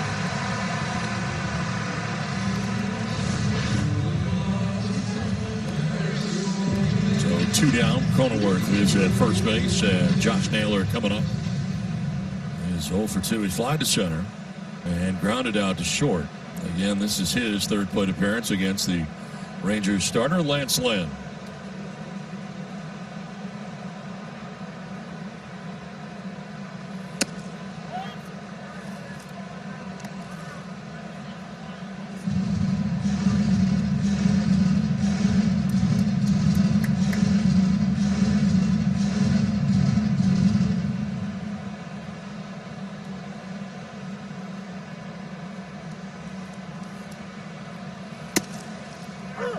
Got a call there. Wow. Naylor didn't like it. You can see why. Now, we've seen that both ways, right, Donnie? Chris outside Paddock, corner to the left-handed hitter.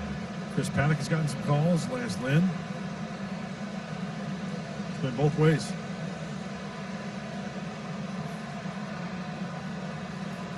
Runner goes. The pitch is not a good one to work with. It's in the dirt, and stealing second is Jake Cronenworth.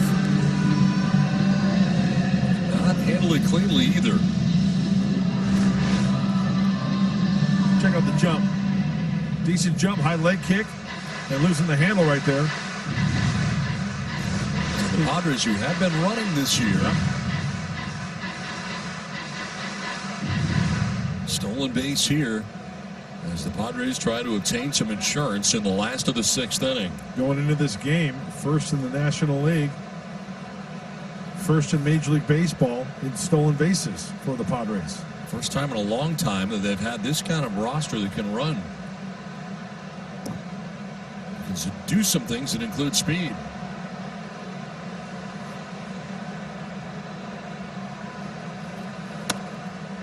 Ooh. Another close pitch, borderline. 2-2. And this is where Lance Lynn is at his best. We talked about runners in scoring position and the average against. Not good. Very tough. That steal for Cronenworth, the first in the major leagues for him. Congratulations. A lot of firsts for Jake Cronenworth this year.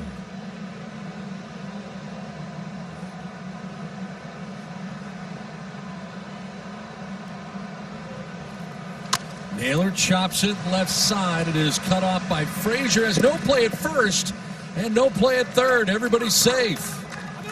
So not hit hard, and credit Naylor for getting down the line. He hustled to first base. Oh, you know what? When this ball was hit out in front of home plate, I thought, you know what? Josh Naylor's going to beat this out. Well, Todd Frazier thinks, no, why even try to throw this ball? Might throw it away.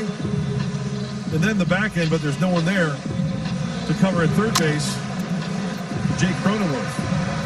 Yeah, Josh can run. Yes, he can. Good hustle.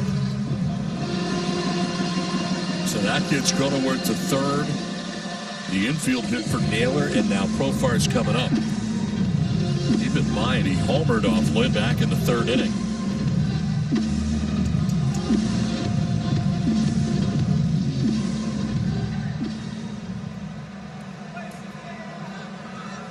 It's a solo shot, his 4th of the year.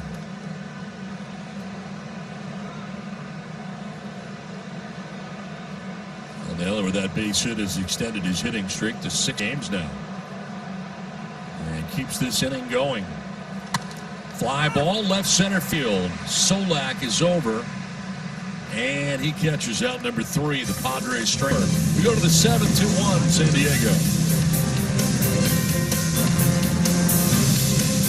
Third base, and Connor Falefa. A nice moving tag there by Machado, having to cover the bag and retrieve the throw all at the same time, and he did get the tag on him. Yeah, really a good play in a tight ball game is, oh, look at the look. In Austin Hedges, how dare you try to steal on me? And did you notice he threw over the bag? Manny was a moving target, right? Exactly. So you got to throw it to the bag, and hopefully the Manny gets there. He did, and slapped it on him for the out. New pitcher into the game for the Padres, Craig Stammen, takes over here in the 7th. Well, we talked about the bullpen in our pregame show. Craig Stammen enters his 11th game. We talked about Stammen, Patino, Pomerantz, Pagan, and Quantrill piecing together that game yesterday in Texas. And Craig was part of that. A solid 2 innings, struck out 2, and only surrendered 1 hit. Nick Solak to lead it off here for the Rangers. We'll take strike 1. Well, nice job tonight by Chris Paddock, who leaves after 6 innings, just the 1 run. Ended up with 93 pitches. Walked 2, struck out 5. Fly ball, center field, and Trent Grisham wanders in. That takes care of out number 1 in the 7th inning. It's a good night in the big leagues for Chris.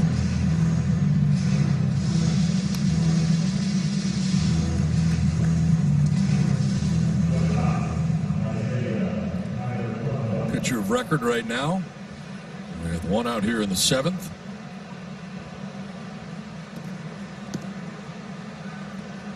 Connor Falefa has grounded out to short and reached on an error. It's actually charged to Chris Paddock back in the 5th inning.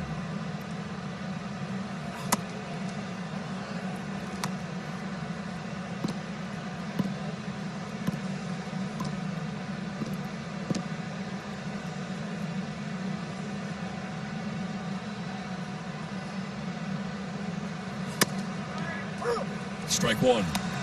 Got a call in that corner.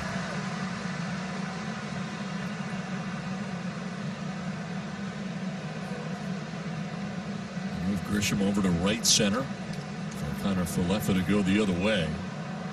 A gap out in the left center. And that's strike 2.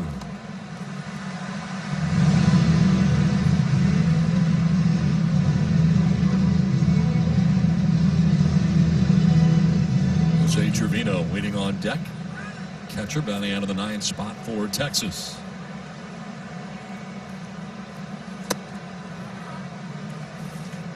Two balls, 2 strikes.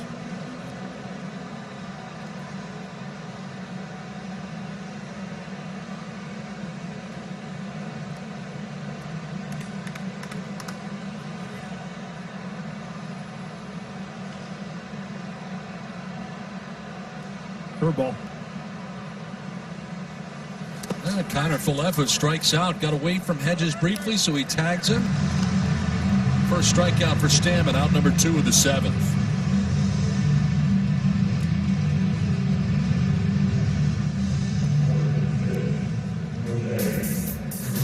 Chris Paddock tonight, as Don mentioned, going 6 solid, 4 hits. Now, we talked about the curveball. There was a point where he only threw 2 curveballs, and it was both to Odor. The second one was for a home run. So what do? Well, if you don't get the feel for that curveball, you go to your secondary pitch, the changeup. And he did that quite nicely. Fastball counts, pulled the string. Then he went up the ladder with the fastball for some punchies as well. Speaking of punch-outs, 5 in the 6 frames that Chris threw tonight. Jose Trevino, who is 2 for 2.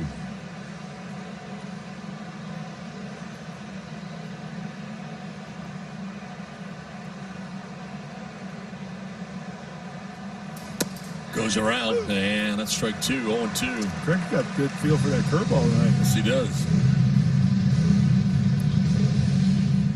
Solak to fly out to center. Connor Falefa, he struck out, so 2 down here in the 7th, and quickly ahead of Trevino, 0-2.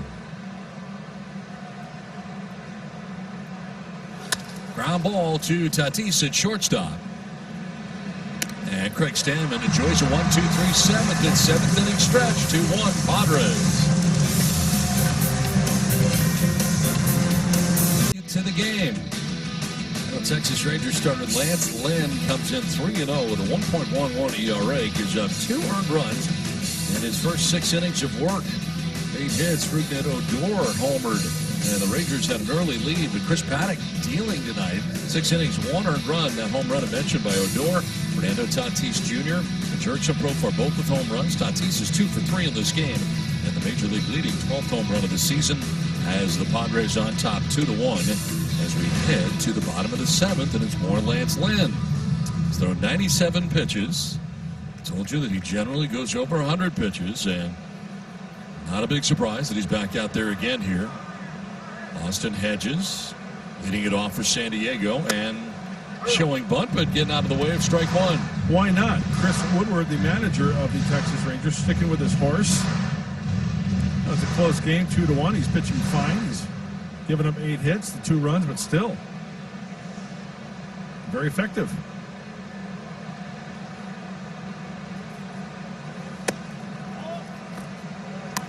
There's Hedges, Grisham, and Tatis Jr. Will be along here in the bottom of the 7th. The Padres trying to obtain some insurance. Had a couple chances to do so. They left 2 men on in the 5th and 2 men on in the 6th inning. There's a grounder right at Odor, who is positioned perfectly defensively for the first out of the 7th inning. And now a quick word from Sycuan Casino. Padres fans, surround yourself with everything you love about your team in the new exclusive Padres Hotel Suite. Visit Sycuan.com to book your stay. 1 down in the 7th, and Trent Grisham. There's a breakdown for Lynn. It's reached a hundo. Now 30 consecutive starts, correct? He was going into tonight's game 29 consecutive, so 1 after 29 is 30. Nice work there. There's my math. And I've got a headache. You didn't even use your phone. I've got a headache already. Strike 1 to Grisham. But it must be nice, though, to have a starter like Lance Lynn. He throws strikes. You know what you're going to get. Exactly. You know he's going to be hanging around in the 7th, 8th innings every time he takes the baseball. Going to give your bullpen a rest as well, right? Exactly. Gets me choked up. Just talking about it.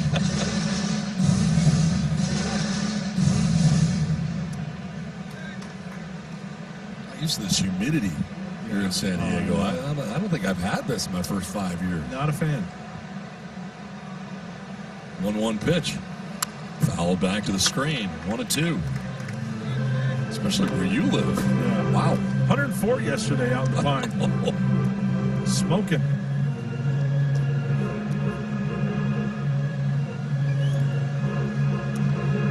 Nick Solak, center fielder, drifts into the left center, about in right center. Grisham could pull it out there. You got Tatis Jr. waiting on deck, talking things over with Will Myers and Francisco Mejia over there right now. Mejia currently on the IL.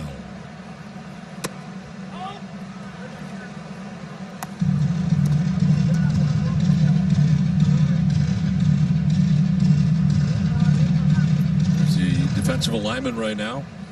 Solak in left center, the center fielder. Kind of on the shallow side, too. Would you say that a little bit? A little bit.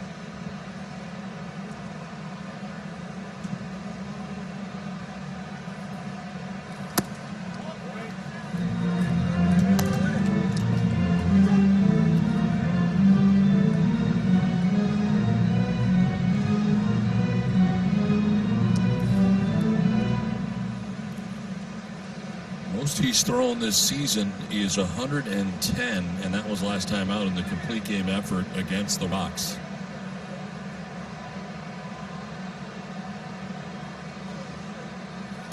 Fouled back, still a full count.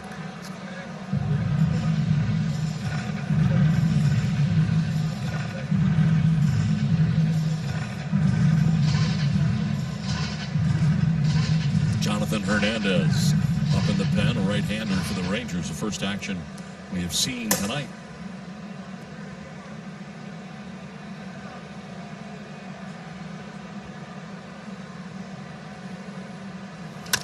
Grounded and picked nicely by Lance Lynn. That ball was pretty much by him when he reached back. Able to flip to first for out number 2 of this 7th inning. Now it's time for the Callaway long ball. Fernando Tatis Jr. back in the 3rd inning with home run number 12 of the year. Got out in front of a cut fastball, 419 feet. Oh, you got to love the launch angle of 30 degrees. The skiing dance. I don't think I've seen that one before. Yeah, the slalom, right? Yes. The moguls? Yeah.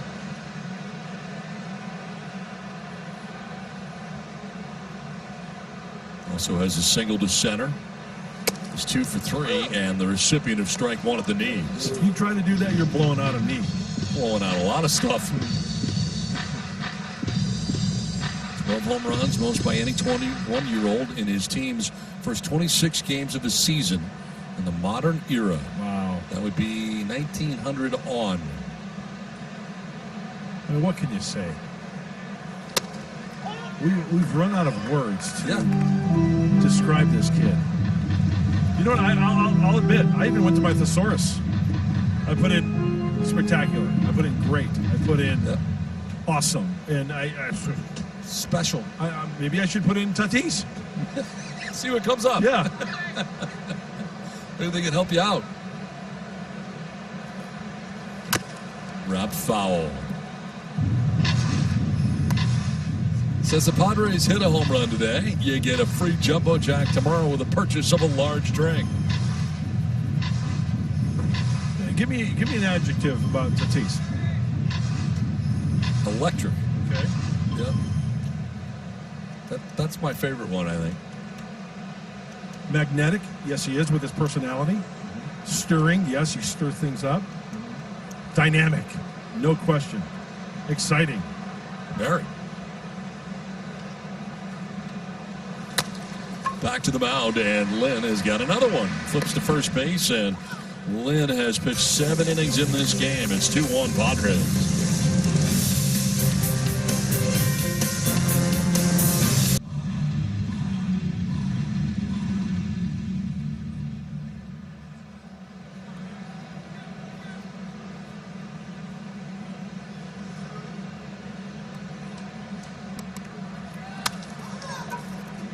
All right, thanks very much, Mike. Here's a grounder to third, and Machado quickly to first base to get Shin-Soo Choo for the first out of the 8th inning.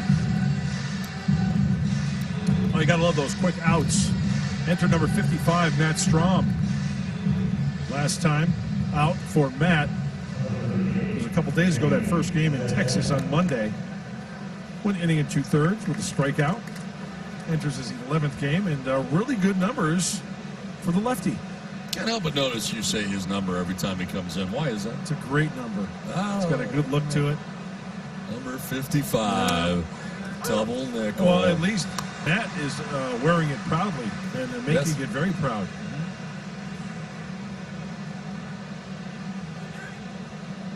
Isn't it Laurel Hershiser's number? Yeah, but you know why I liked 55? When I was a kid, my favorite number I wore in high school was 22. Bill Gullickson, who pitched in the big leagues for like 10, 12 years, he went to my high school and he wore number 22, and I wanted to be like Gully, so I wore number 22 when he graduated. Well, I couldn't get 22 with the Giants because Will Clark was wearing it, Jack Clark wore it. So I thought, you know what, if you take 22 and you flip it upside down, it's 55. Yeah. Right? Yeah. So that's how we got. That's how I got there. What's your favorite number? That is strike 3 over the inside to Santana. He doesn't like it at all. He says plate umpire Alfonso Marquez more stuff. He's still saying stuff as he walks away. And you better be careful, but he is done now with the conversation. I thought it was a ball. I thought Matt got a call here. Let's take a look. Yeah, that's off the plate. That's a ball.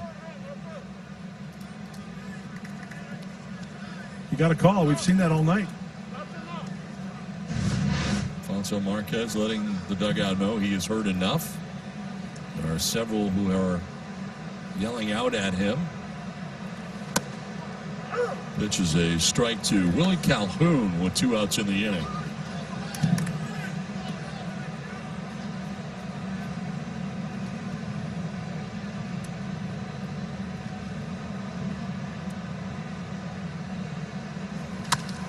To right center field, Myers on the run, and we'll run it down. Nicely done.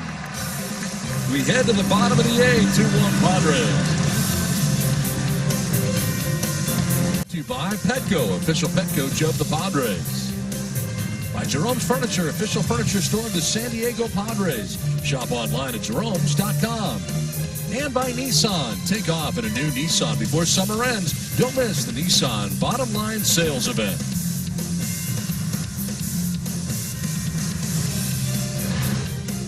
Last half of the 8th inning as Lance Lynn went the first 7 in this game and departs on the hook as the Padres come to bat in the bottom of the 8th inning against Jonathan Hernandez. Well, we saw a pitch yesterday in Texas when the inning of third. Pretty much a 2-pitch pitcher, sinker slider, enters his 12th game. And when you look at his splits, lefties are hitting 300 off of Hernandez. Righties only 0-43. Righties 1 for 23 off Hernandez.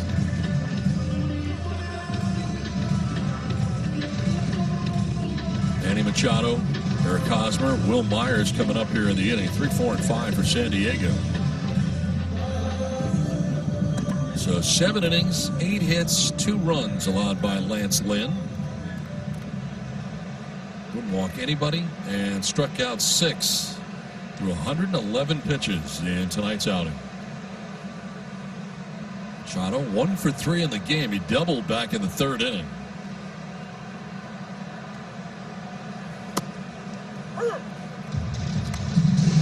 Breaking ball for strike 1.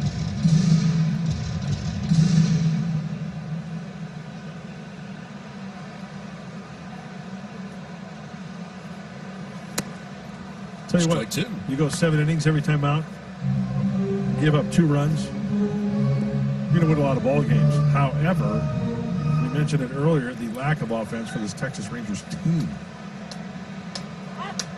Down the bottom of almost every offensive category for this Ranger team this year.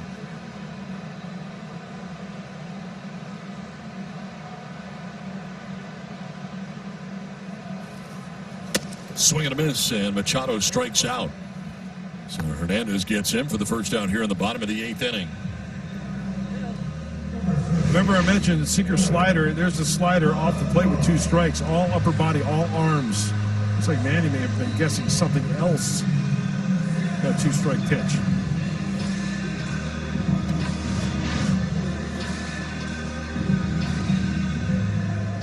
One down for Eric Hosmer, who has struck out, grounded out, and struck out again.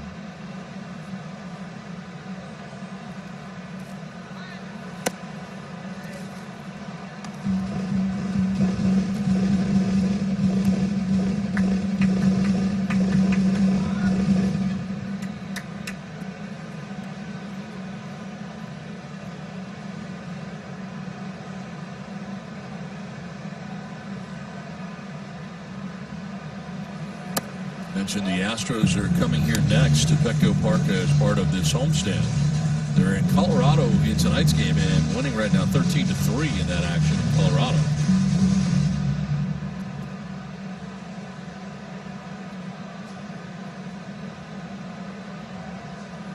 One pitch.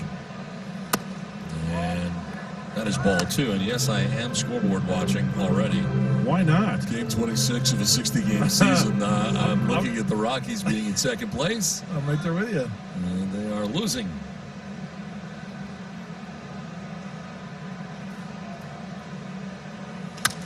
Right side to the backhand goes Santana. He'll need Hernandez, who's there. Ooh, bit of a snow cone there in the glove.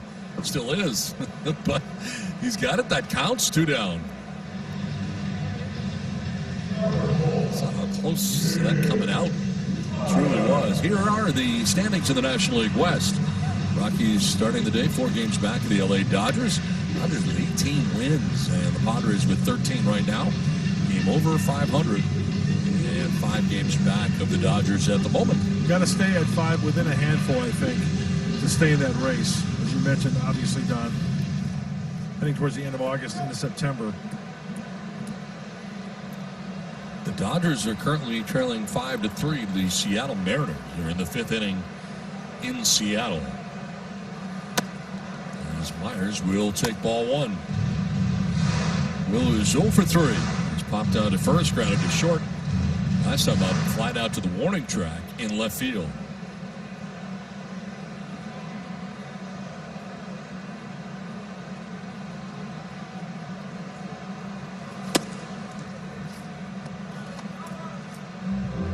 Myers made a nice running catch to end last inning. You forget how fast Will really is. Oh, For a big man. covers a lot of ground for his size.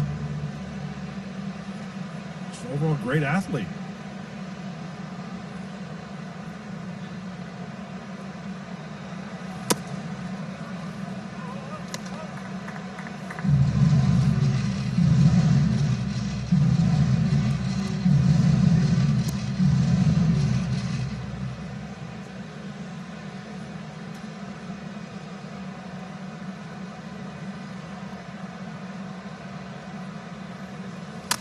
Rolls it over foul, over by the Texas Rangers dugout. I'll remind you that this copyrighted telecast is presented by the authority of the San Diego Padres and may not be reproduced or retransmitted in any form, and the accounts and descriptions of this game may not be disseminated without the express written consent of the San Diego Padres.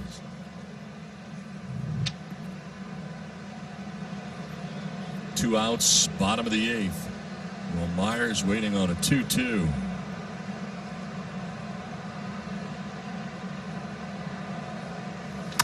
Lines hit, and it's picked at third on a hop by Frazier. Got it on a half hop, and that will end the inning. To the 9th we go. Padres holding on to a 2-1 lead.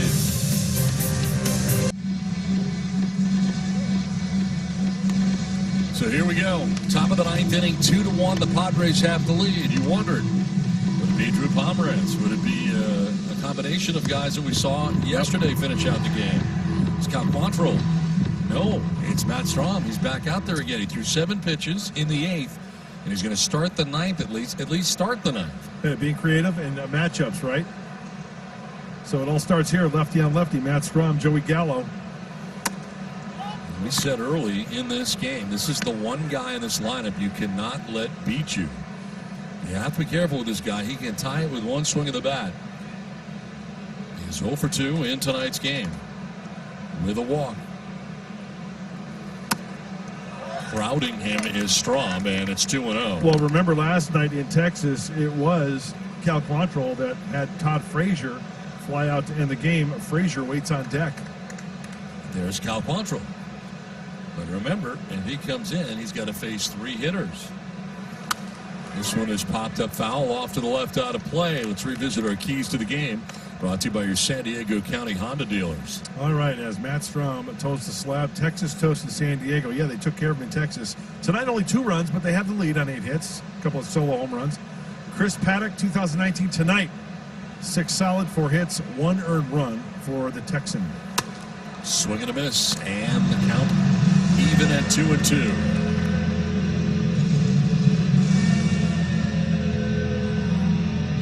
There is Todd Frazier waiting on deck. Rougned Odor would be the 3rd batter in this inning.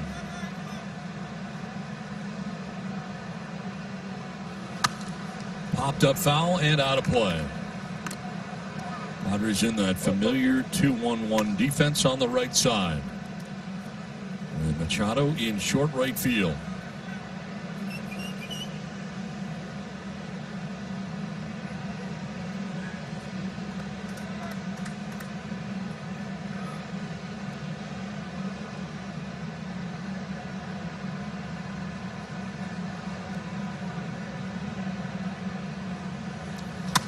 In the air to right field. Back goes Myers. He is at the track, at the wall.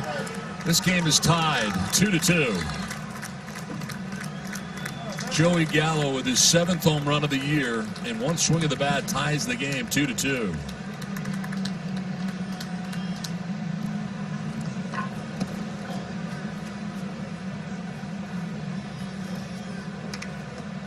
All or nothing for Joey Gallo, and right there, that's all. Two-seam fastball. Boy, it just got too much of the plate and up. That's not where he wanted it, and Matt knew it. Gallo knew it. Everybody knew it. Don, he's the guy that you made the point early in the game. You clearly made that point.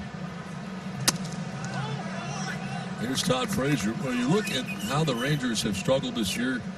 All of their offensive numbers across the board not good, and you really can center on like one guy that you're not going to deal with him.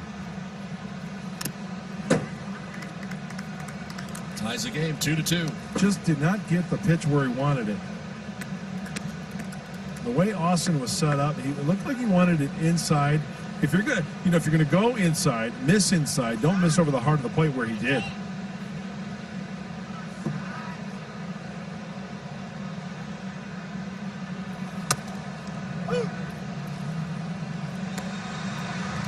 Frazier has not been enamored with Alfonso Marquez in tonight's game. He struck out twice and grounded out to third his last time up. Just took a look back on the strike 2 call. There is Rougned Odor, who homered back in the second, waiting on deck. 1-2 will hit Frazier, and down to first he goes with nobody out. Well, you know what's ironic, Donnie? That home run that Gallo just hit off Matt Strom was the first hit that Matt Strom has surrendered to any of the Texas Rangers he has faced on this roster. Everybody on the roster that has faced Matt Strom tonight for Texas, 0 in his career.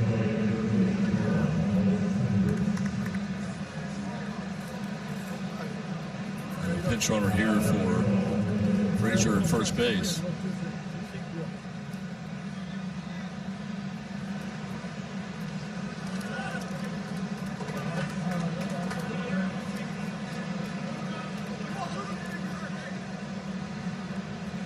Elvis Andrus is going to run for him at first.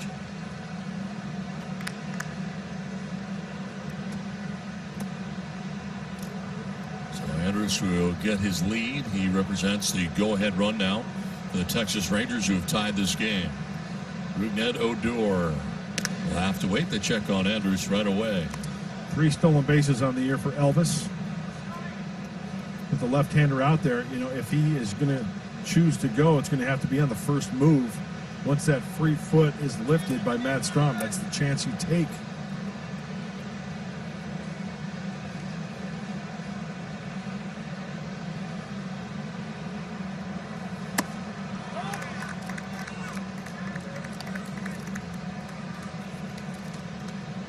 Odor homered in the second inning, his 3rd home run of the year. Then a bunt single in the 4th inning, where he popped out in the 6th inning.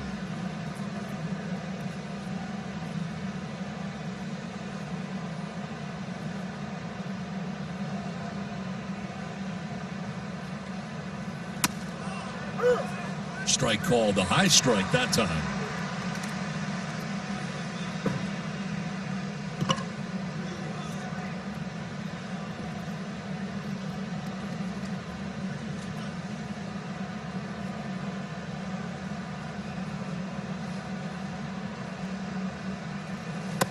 Swing and a miss, and it's 1-2. Ended up in the other batter's box with that cut. Hey, he doesn't get cheated, does he?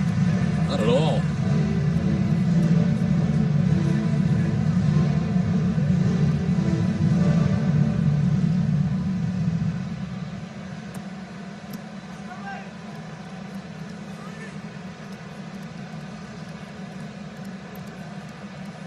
Solak waiting on deck for Texas. 1-2 pitch fouled back to the screen. We'll do it again.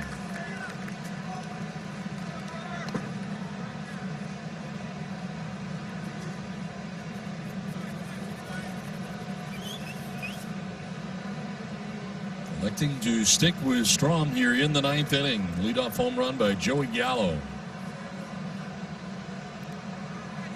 Todd Frazier hit by a pitch. Elvis Andrus.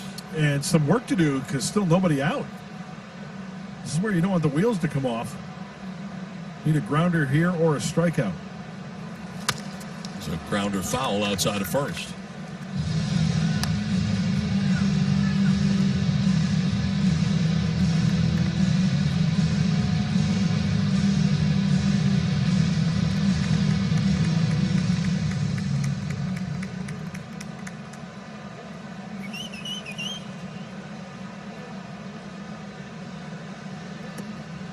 Gains his lead again. He's not tried to steal yet. Padres are shifting on the right side, but they keep it tight to the infield. The double play scenario in order.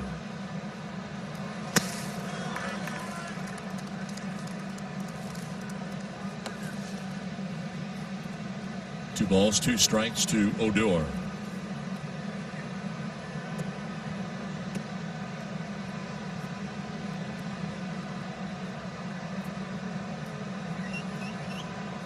Breaking ball, get it out there. Misses in and a full count now.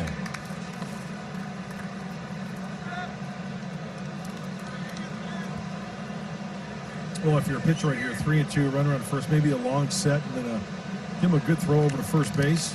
That's one way of looking at it. See if they send him on the pitch.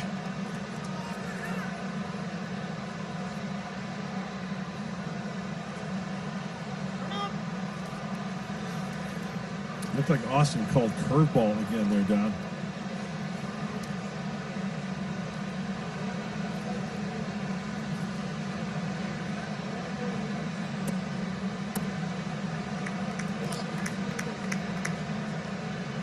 You are correct. 3-2 pitch coming up here to Odor. And it is with a lot of spin on it. To second base, could be two. Machado on to first. It is two. Double play. So the DP there is huge. Andrus is erased from the base paths. Jace Tingler is headed out there.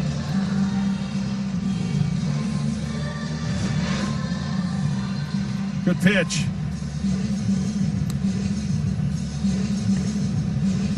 So it's a 6-5-3 on the double play.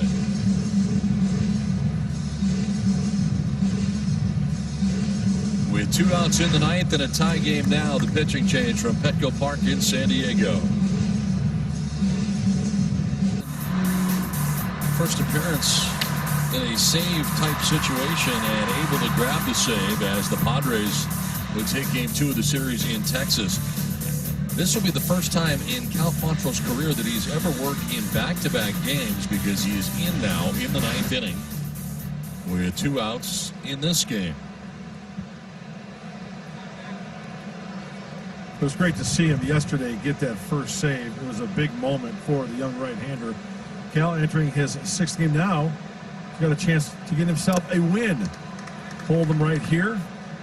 Have the Padres go hit in their bottom half of the 9th.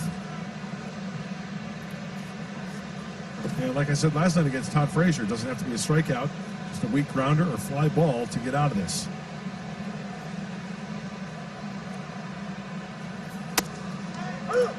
Solak takes the strike, and the count evens at 1-1. Well, that's a good sign. Back-to-back nights and pumping the fastball at 96.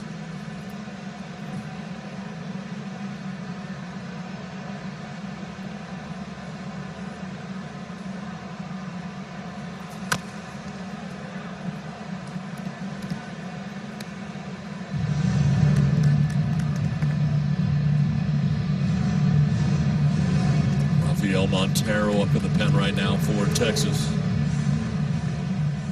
We did not see Montero in the first 2 games of this series in Texas.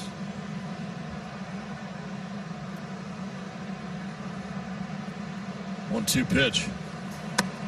And that's away. 2-2. So leadoff home run by Joey Gallo ties this game 2-2.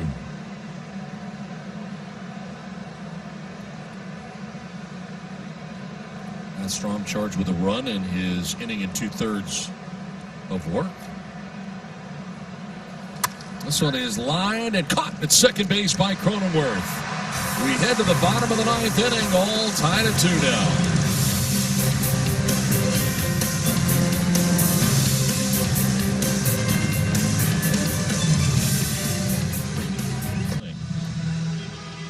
move to the bottom of the ninth inning. And the new pitcher into this game is Montero, who had been warming up in the pen. Sixth game for the right-hander, and very, very good numbers in the short time he's been out there. Only 5 innings, with an 0.63 points batting average. Very nasty stuff out of the right arm right here for Rafael Montero.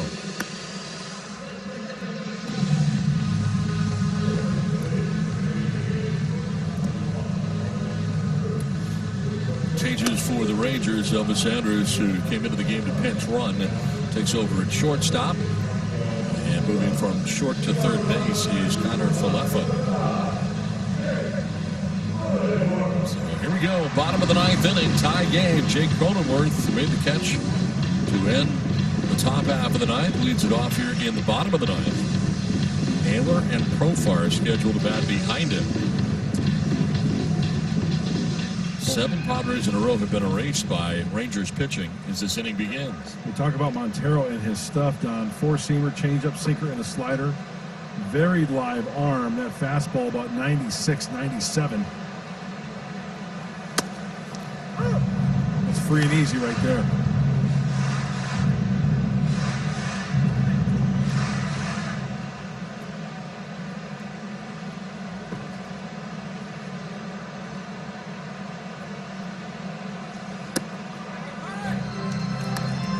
A strike to Cronenworth.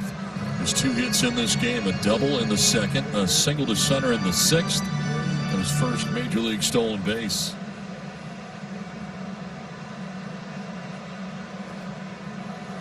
Oh, see that swing? You want to hit it into the Crone zone. It's a changeup. Big swing. Good pitch.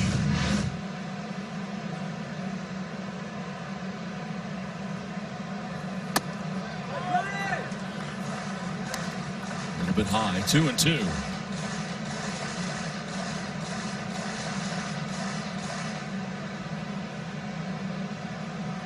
Josh Naylor on deck for the Padres here in the last of the ninth. Tied 2-2. That is strike 3. Cronenworth takes it. 1 down in the ninth inning. Well, after seeing a changeup like that,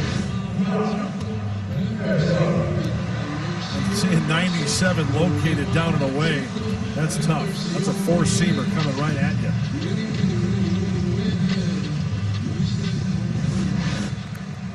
One out in the ninth, and Josh Naylor and a base hit in the infield to third base his last time up. Swung so hard his helmet came off. I've seen that before.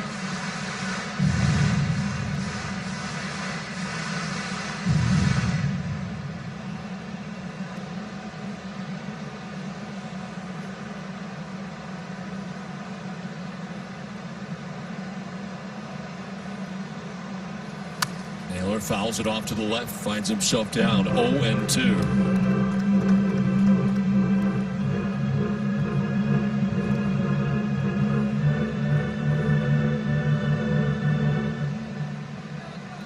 There's Jurickson Profar, the former Texas Ranger, homered back in the 3rd inning.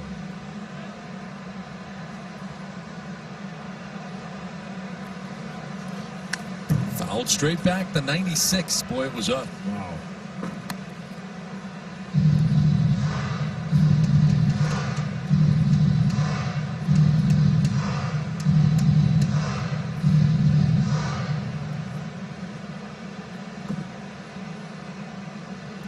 Retired by Texas pitching. And an 0-2 to Josh Naylor. Ball 1.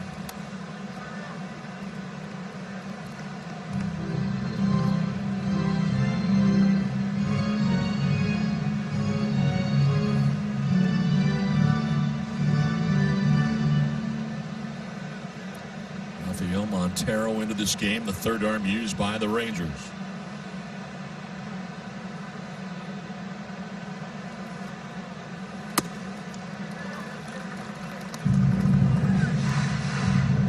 Got down 0-2, works it back 2-2.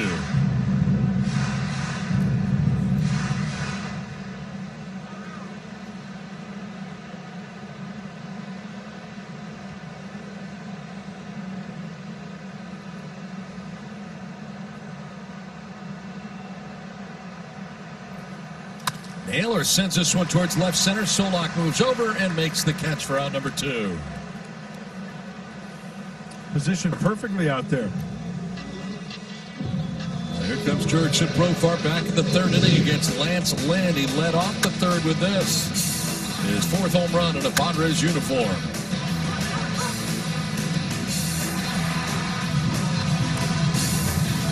He did a great job of taking that sinker the opposite way. He's going to have to turn up the dial right here against Montero. Remember, Lynn was throwing 93, 94.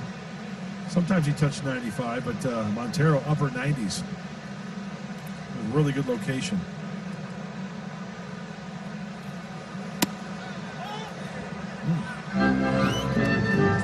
First pitch changeup.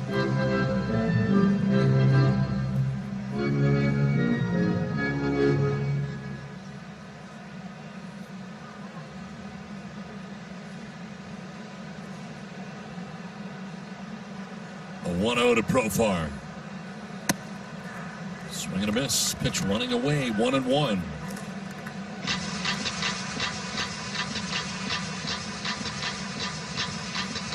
Lance Lynn went 7 innings in tonight's game for Texas. He is off the hook. He left on the hook, but because of the tie game, no longer a part of it.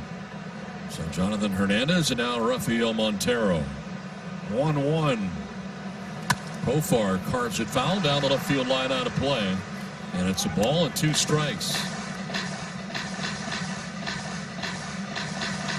Remember, if we have bonus baseball tonight from Petco Park in San Diego, a runner will start at second base in the top of the 10th inning.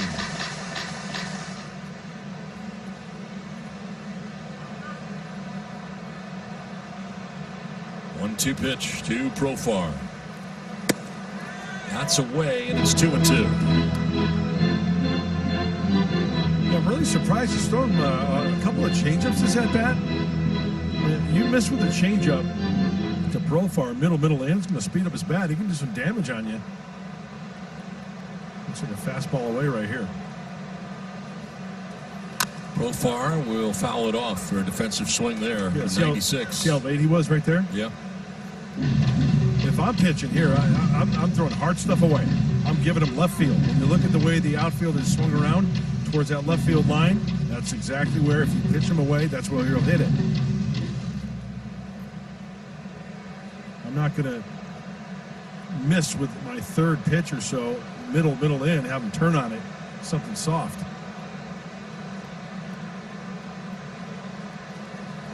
Profar got jammed there, flips it out to first base. Santana will flip to the pitcher, Montero, who gets the foot down for out number 3 of the night. We got bonus baseball in San Diego tonight. Last out of the 9th inning, which was Nick Solak. So Solak out there at second base. Now, we talked about this quite a bit in spring training and the new rules. Interesting to see.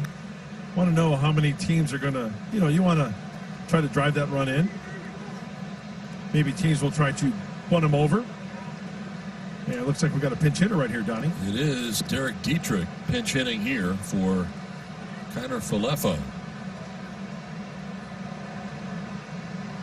And started the first 2 games of the series in Texas and takes ball 1.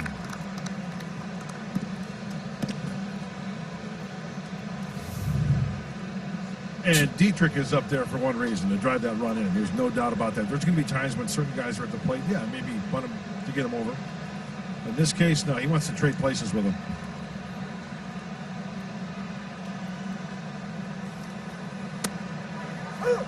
There's a strike, 1-1.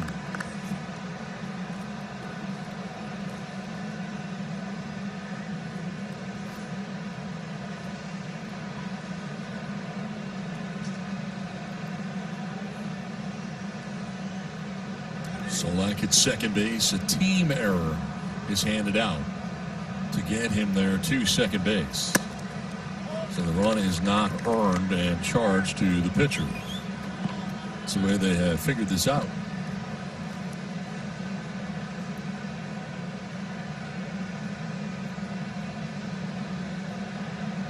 Two balls and a strike here to the pinch hitter, Dietrich.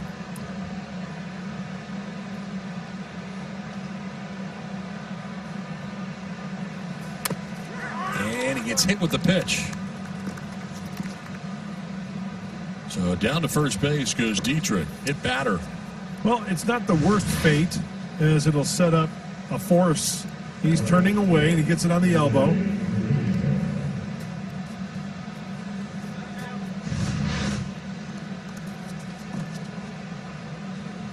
So first and second, nobody out. Jose Trevino coming up.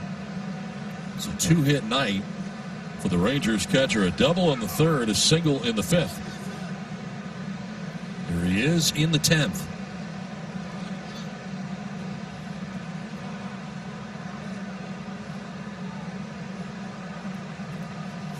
Dropping the bunt down, and it is Quantrill who's going to get nobody.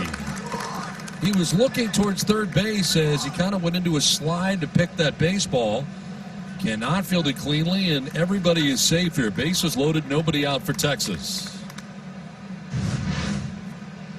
Manny's looking at second. Okay, the bunt is down. Now he tries to, nope, he's going back and forth. He realizes that Cal cannot find the handle. Oh, that hurts. And here comes Jay Stengler now with the bases loaded and nobody out here in the inning. We've got a pitching change in San Diego in the 10th inning. All tied at 2 for the moment.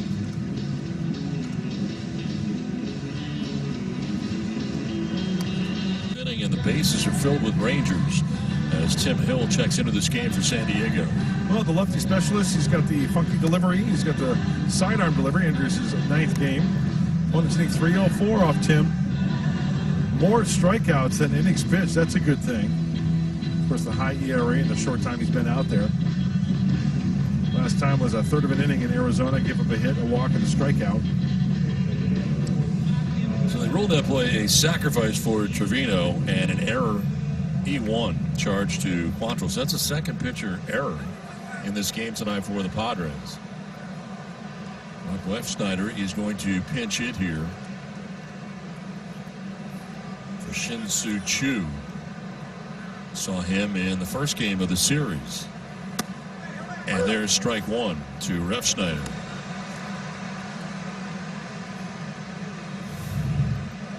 .208 average, no homers, and a run batted in. Choo had been 0 for 4 in this game. Infield in all the way around for the Padres. And a late swing there. And it's 0-2.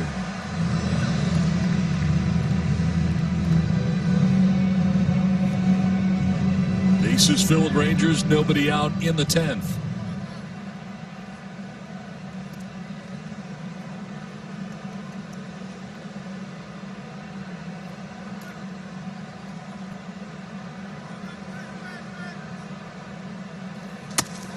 Swing and a miss, and he struck him out for the first out of the 10th inning.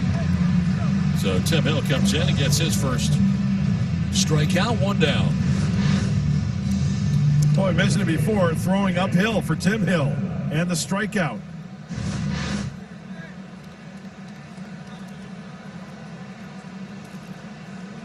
Danny Santana now with the bases loaded and 1 out. Someone looked for a fastball up, just a loft to the outfield for a sac fly. That's all the Rangers are looking for. Fouled off to the right, out of play.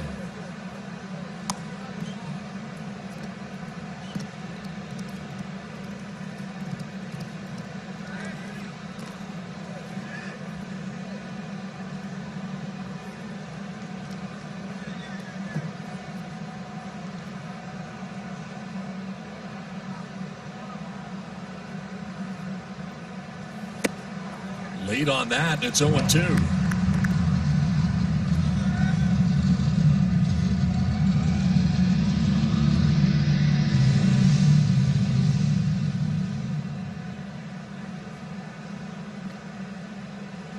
Solak at third, Dietrich at second, Trevino at first, with 1 out for the Rangers.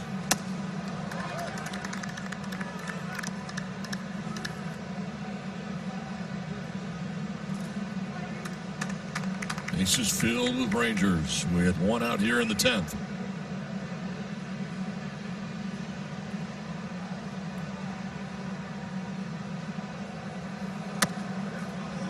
2-2.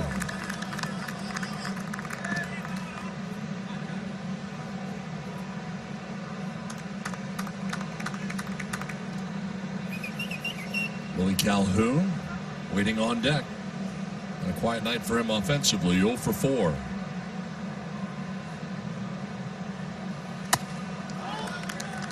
Full count. Had been 0-2. It's full now, 3-2.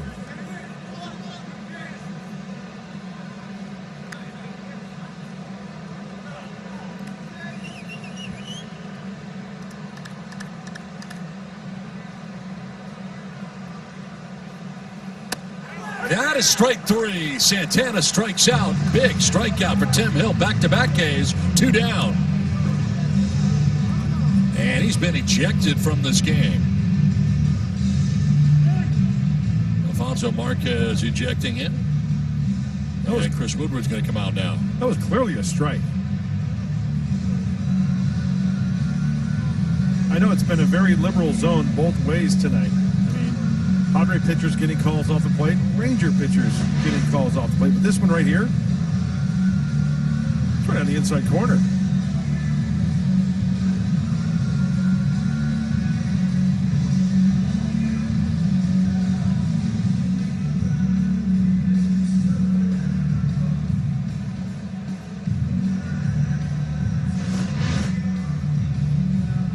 So Santana will head to the clubhouse. He's been ejected from the game.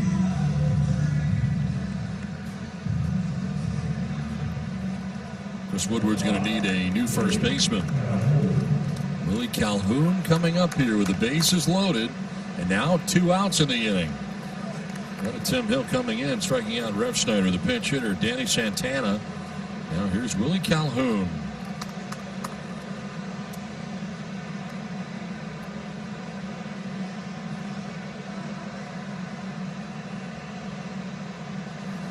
Swing and a miss for strike 1. Well, more than a handful of hitters that Tim Hill has faced, being with the Kansas City Royals. Faced a lot of guys in this lineup.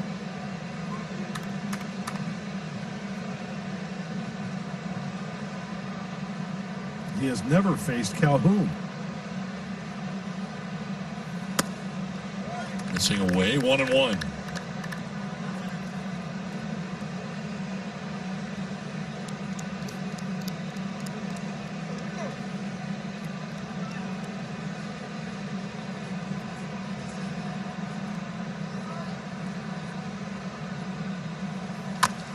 Back towards the mound, and out aggressively is Hedges. He'll have no play, run scores. And the Rangers take a 3-2 lead. Hedges came flying out from behind the dish. He knew it was going to be tough and could not get it barehanded. And reaching at first is Calhoun. Scoring from third is Solak. And they have an injured Willie Calhoun right now as they're going out to check on him. This ball that was batted out in front of home plate, as we take a look at Calhoun, he's really hobbling badly.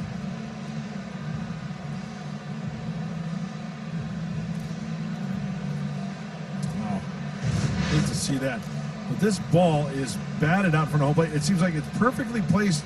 You know, Tim Hill gave way to Austin the whole way. Whether Austin was calling him off, I'm guessing he was. Let's see if we can see Austin here with the mask off. I guess the question is this an easier play for Hill in the end? I don't know. You know what? Tim kind of gave up on it, allowing Austin to take charge there. Didn't see any communication. He's coming out of this game. Scott Heineman is going to run for him.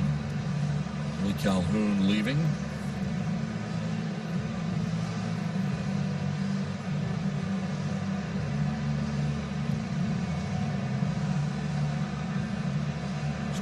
Will now run. You know, also, Hill being left-handed, he would have to position himself to round that ball and get in a position to throw to first base. And once again, Austin may have been yelling, hey, I got it, I got it. He's got all that gear on, going out in front of home plate, trying to position himself, but just could have not found the handle with the bare hand.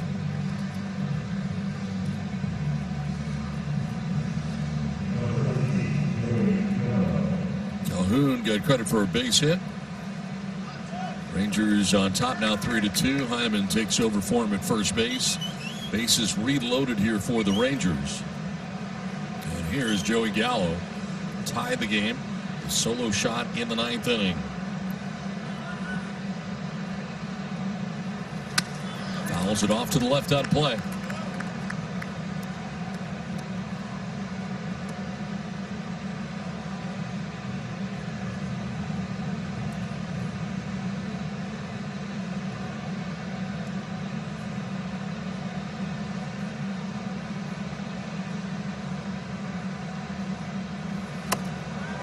Oh, and 2. Well, the Padres come up. It'll be Profar who'll be placed at second base.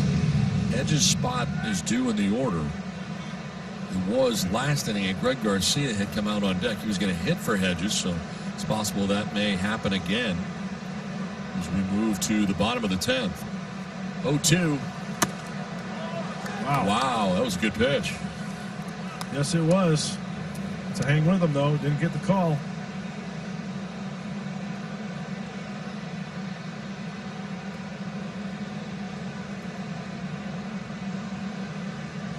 Ball and 2 strikes to Joey Gallo.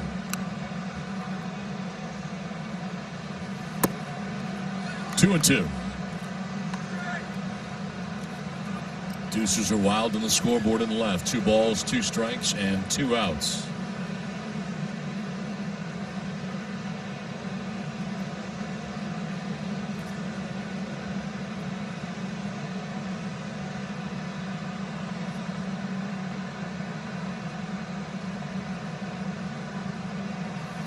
Gallo to deep right field. Myers going back onto the dirt of the track. At the wall, he makes the catch.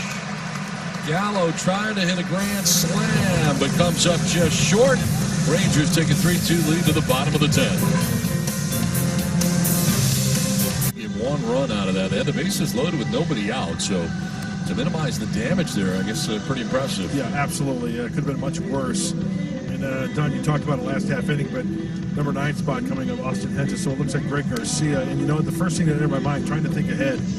But you think of Montero's stuff, the way that the Rangers will play defensively. But remember, Greg Garcia, good bat control. You know, don't be surprised if he tries to bring one with him down the line, or maybe lay one down to try to get a board, get on for a base hit, and get Profar over to third base. So Garcia is going to pinch it here for Hedges with Profar at second base. Nobody out last of the 10th.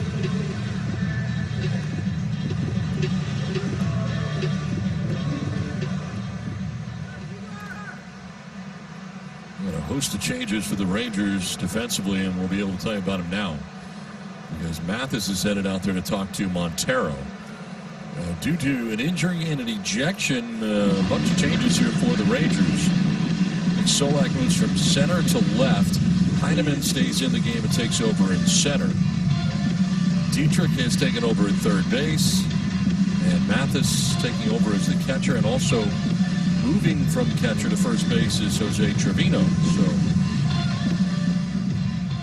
what a different looking defensive alignment right now for the Rangers. Garcia pinch hitting. 300 so far this year in 15 games. Bunted at it for strike 1.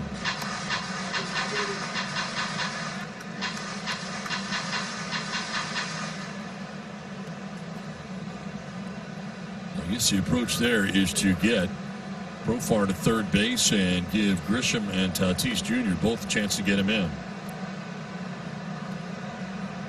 Squaring again, and he gets it down. Catcher Mathis goes to first. Sacrifice complete as Profar takes third base with 1 down.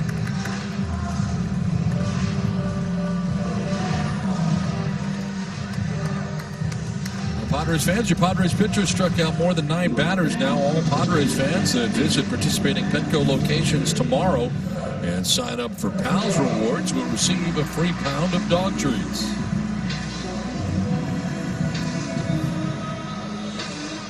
Profar at third with 1 out, representing the tying run. Trent Grisham stands in. A 1-for-4 night for the Padres center fielder.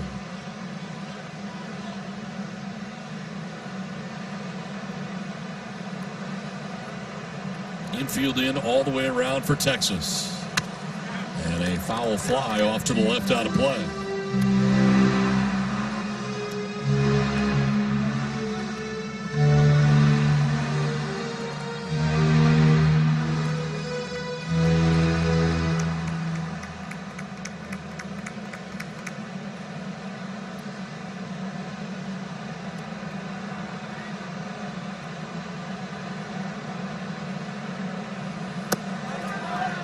Ball one. Montero pitched the 9th inning. He's back out there for the 10th. So 21 pitches so far. Oh, that infield in cuts down the range also. Something hard on the ground. Hey, if it's right at him, that's a hang with him. But everybody in on the grass except first baseman Trevino. Now he creeps in. Fouled off 1-2. The 97 on the fastball. Okay, now with 2 strikes, got to use the whole field. Got to get something that's close to the zone, first of all, to protect, and secondly, something maybe you could loft to the outfield for a sac fly that's deep enough to score Profar from third. There is Fernando Tatis Jr. He is on deck.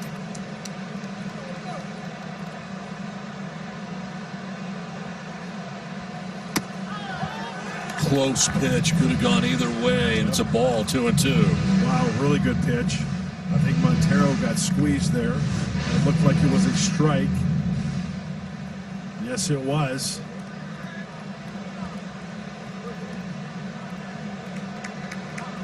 Good pitch.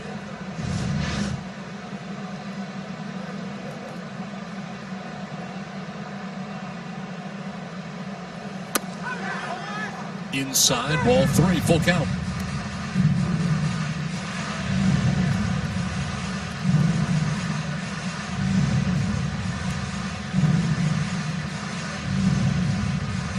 Tying run in Profar. Gets his walking lead off third base.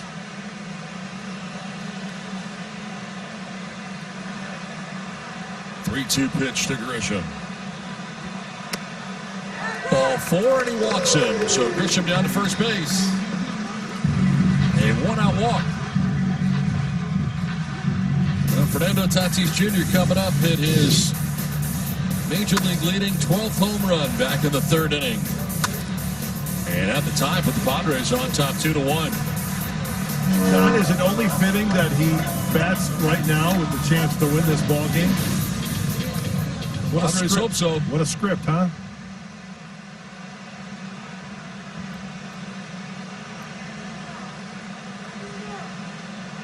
First and third with 1 out here in the 10th.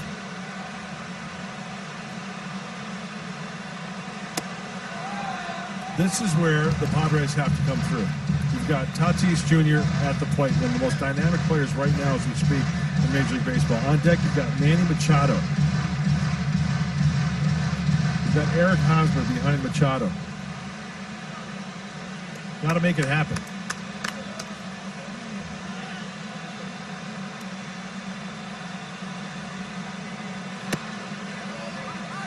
Two and 0.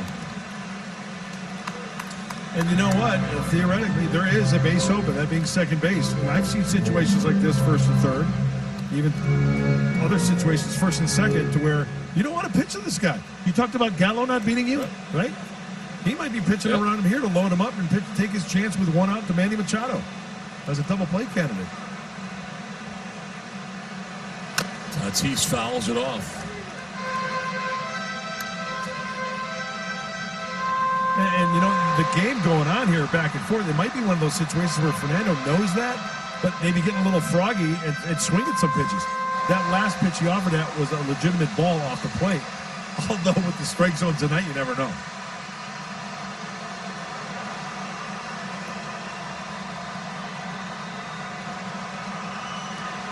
Two-one pitch to Tatis. I don't think he wants any part of him. I really don't. That's what I feel. Even though Fernando swung at the pitch prior to that, that was a ball off the plate. I think he wants to pitch to Machado with the bases loaded.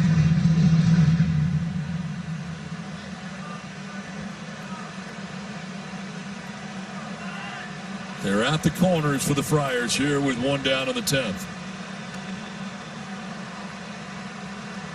Tatis swings away and fouls it off outside of third. Now you get a full count. Yeah, now it changes a lot to where you can go after him with maybe something off the plate a little bit. Take the sting out of his bat. Something down and in, hard, something down and away like a slider.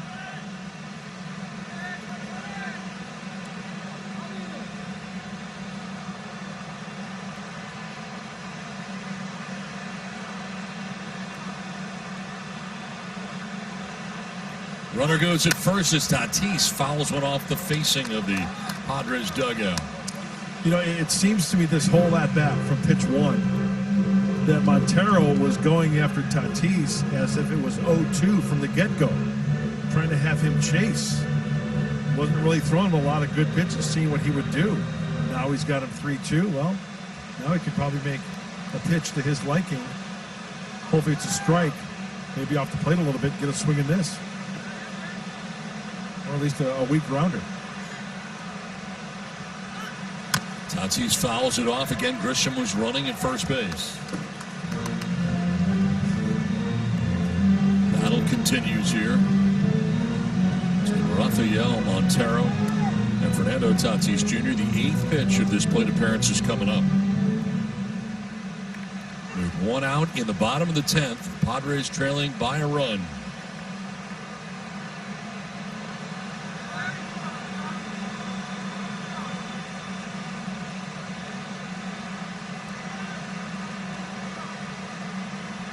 Runner goes at first, and Tatis fouls off another.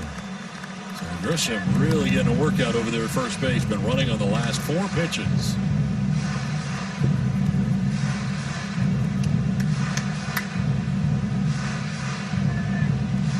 Boy, you talk about a heavy dose of pitches down and in. Every single pitch has been middle of the plate and in and down to Fernando. The hard stuff, the sinker. That is ball 4, and the bases will be loaded. So back-to-back walks here from Montero. And the Padres have them loaded, and a chance here for Manny Machado to win this game for the Padres. That's Tatis' plate appearance and 9-pitch plate appearance for drawing the walk. Manny tonight 1 for 4, doubled back in the 3rd inning.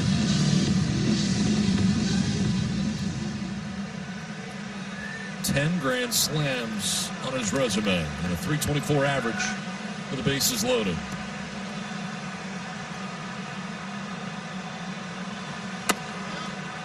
Ball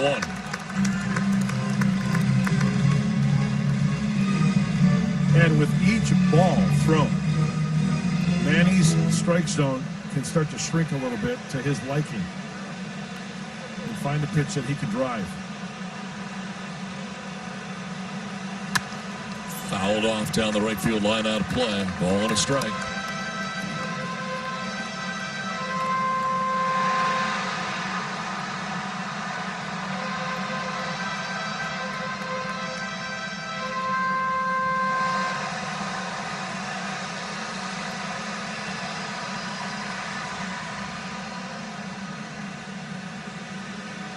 Odor has chosen now to tie his left cleat, which is what they were waiting on.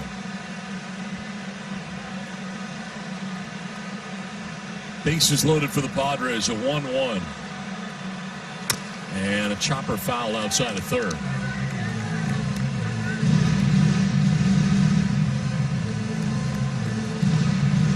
And down to the count, 1-2. With one out here in the bottom of the 10th.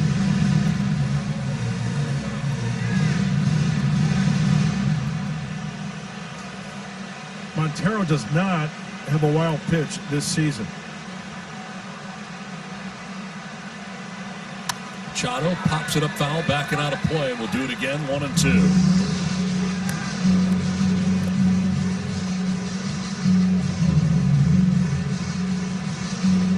Well, like Tatis Jr. pounded him inside, down and in with that sinker. I mean, almost every pitch down there. To Machado, he's trying to get him out away.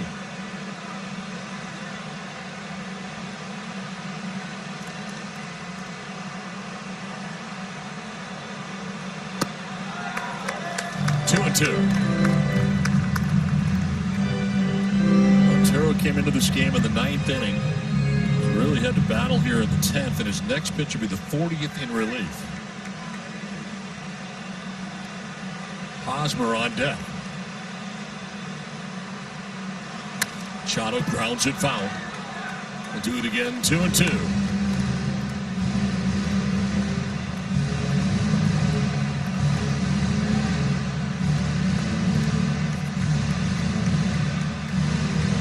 Also on a grounder to the infield, just out of the reach of the infielders, you are diving. You're getting dirty if you're a Ranger to prevent that runner at second to score.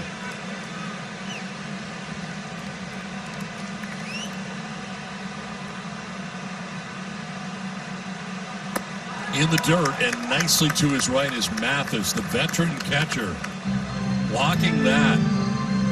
That was huge. The breaking ball, the slider, recognizing it. In a good position. 8th pitch of the plate appearance coming up from Manny Machado.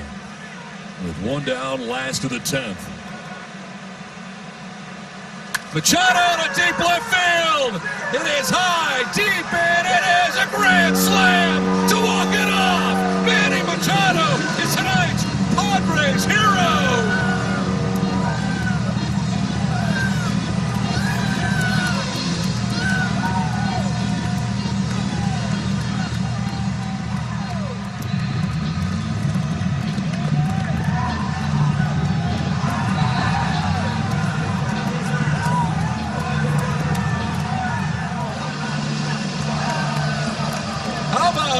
Grand slams in 3 games against the Texas Rangers for the San Diego Padres. Tell you what, they say everything's big in Texas. How about the Grand Slam being big in San Diego? Oh, what a perfect way to end this one. They wanted no part of Tatis. Manny says, I'll take care of it.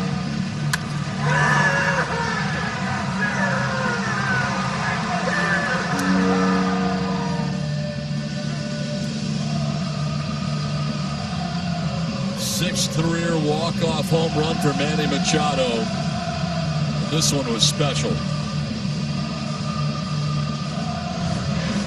It is our Bill Howe play of the game. Manny Machado's walk-off grand slam.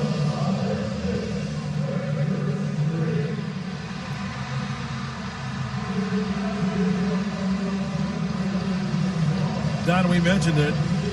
The guys in this lineup, you know, the dynamic player, Tatis Jr., Manny Machado, the situations like that where these guys got to come through, they came through big time.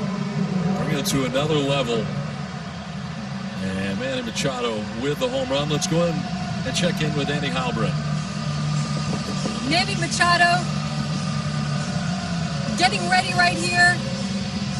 Grand slam for that walk-off win. We're going to let him get mic'd up here, guys. Manny, can you hear me? Yeah, I got you. Manny, grand slam for that walk-off win. How special was that one right there? Man, that was a good one. Finally got to square up a ball, and, you know, it was great.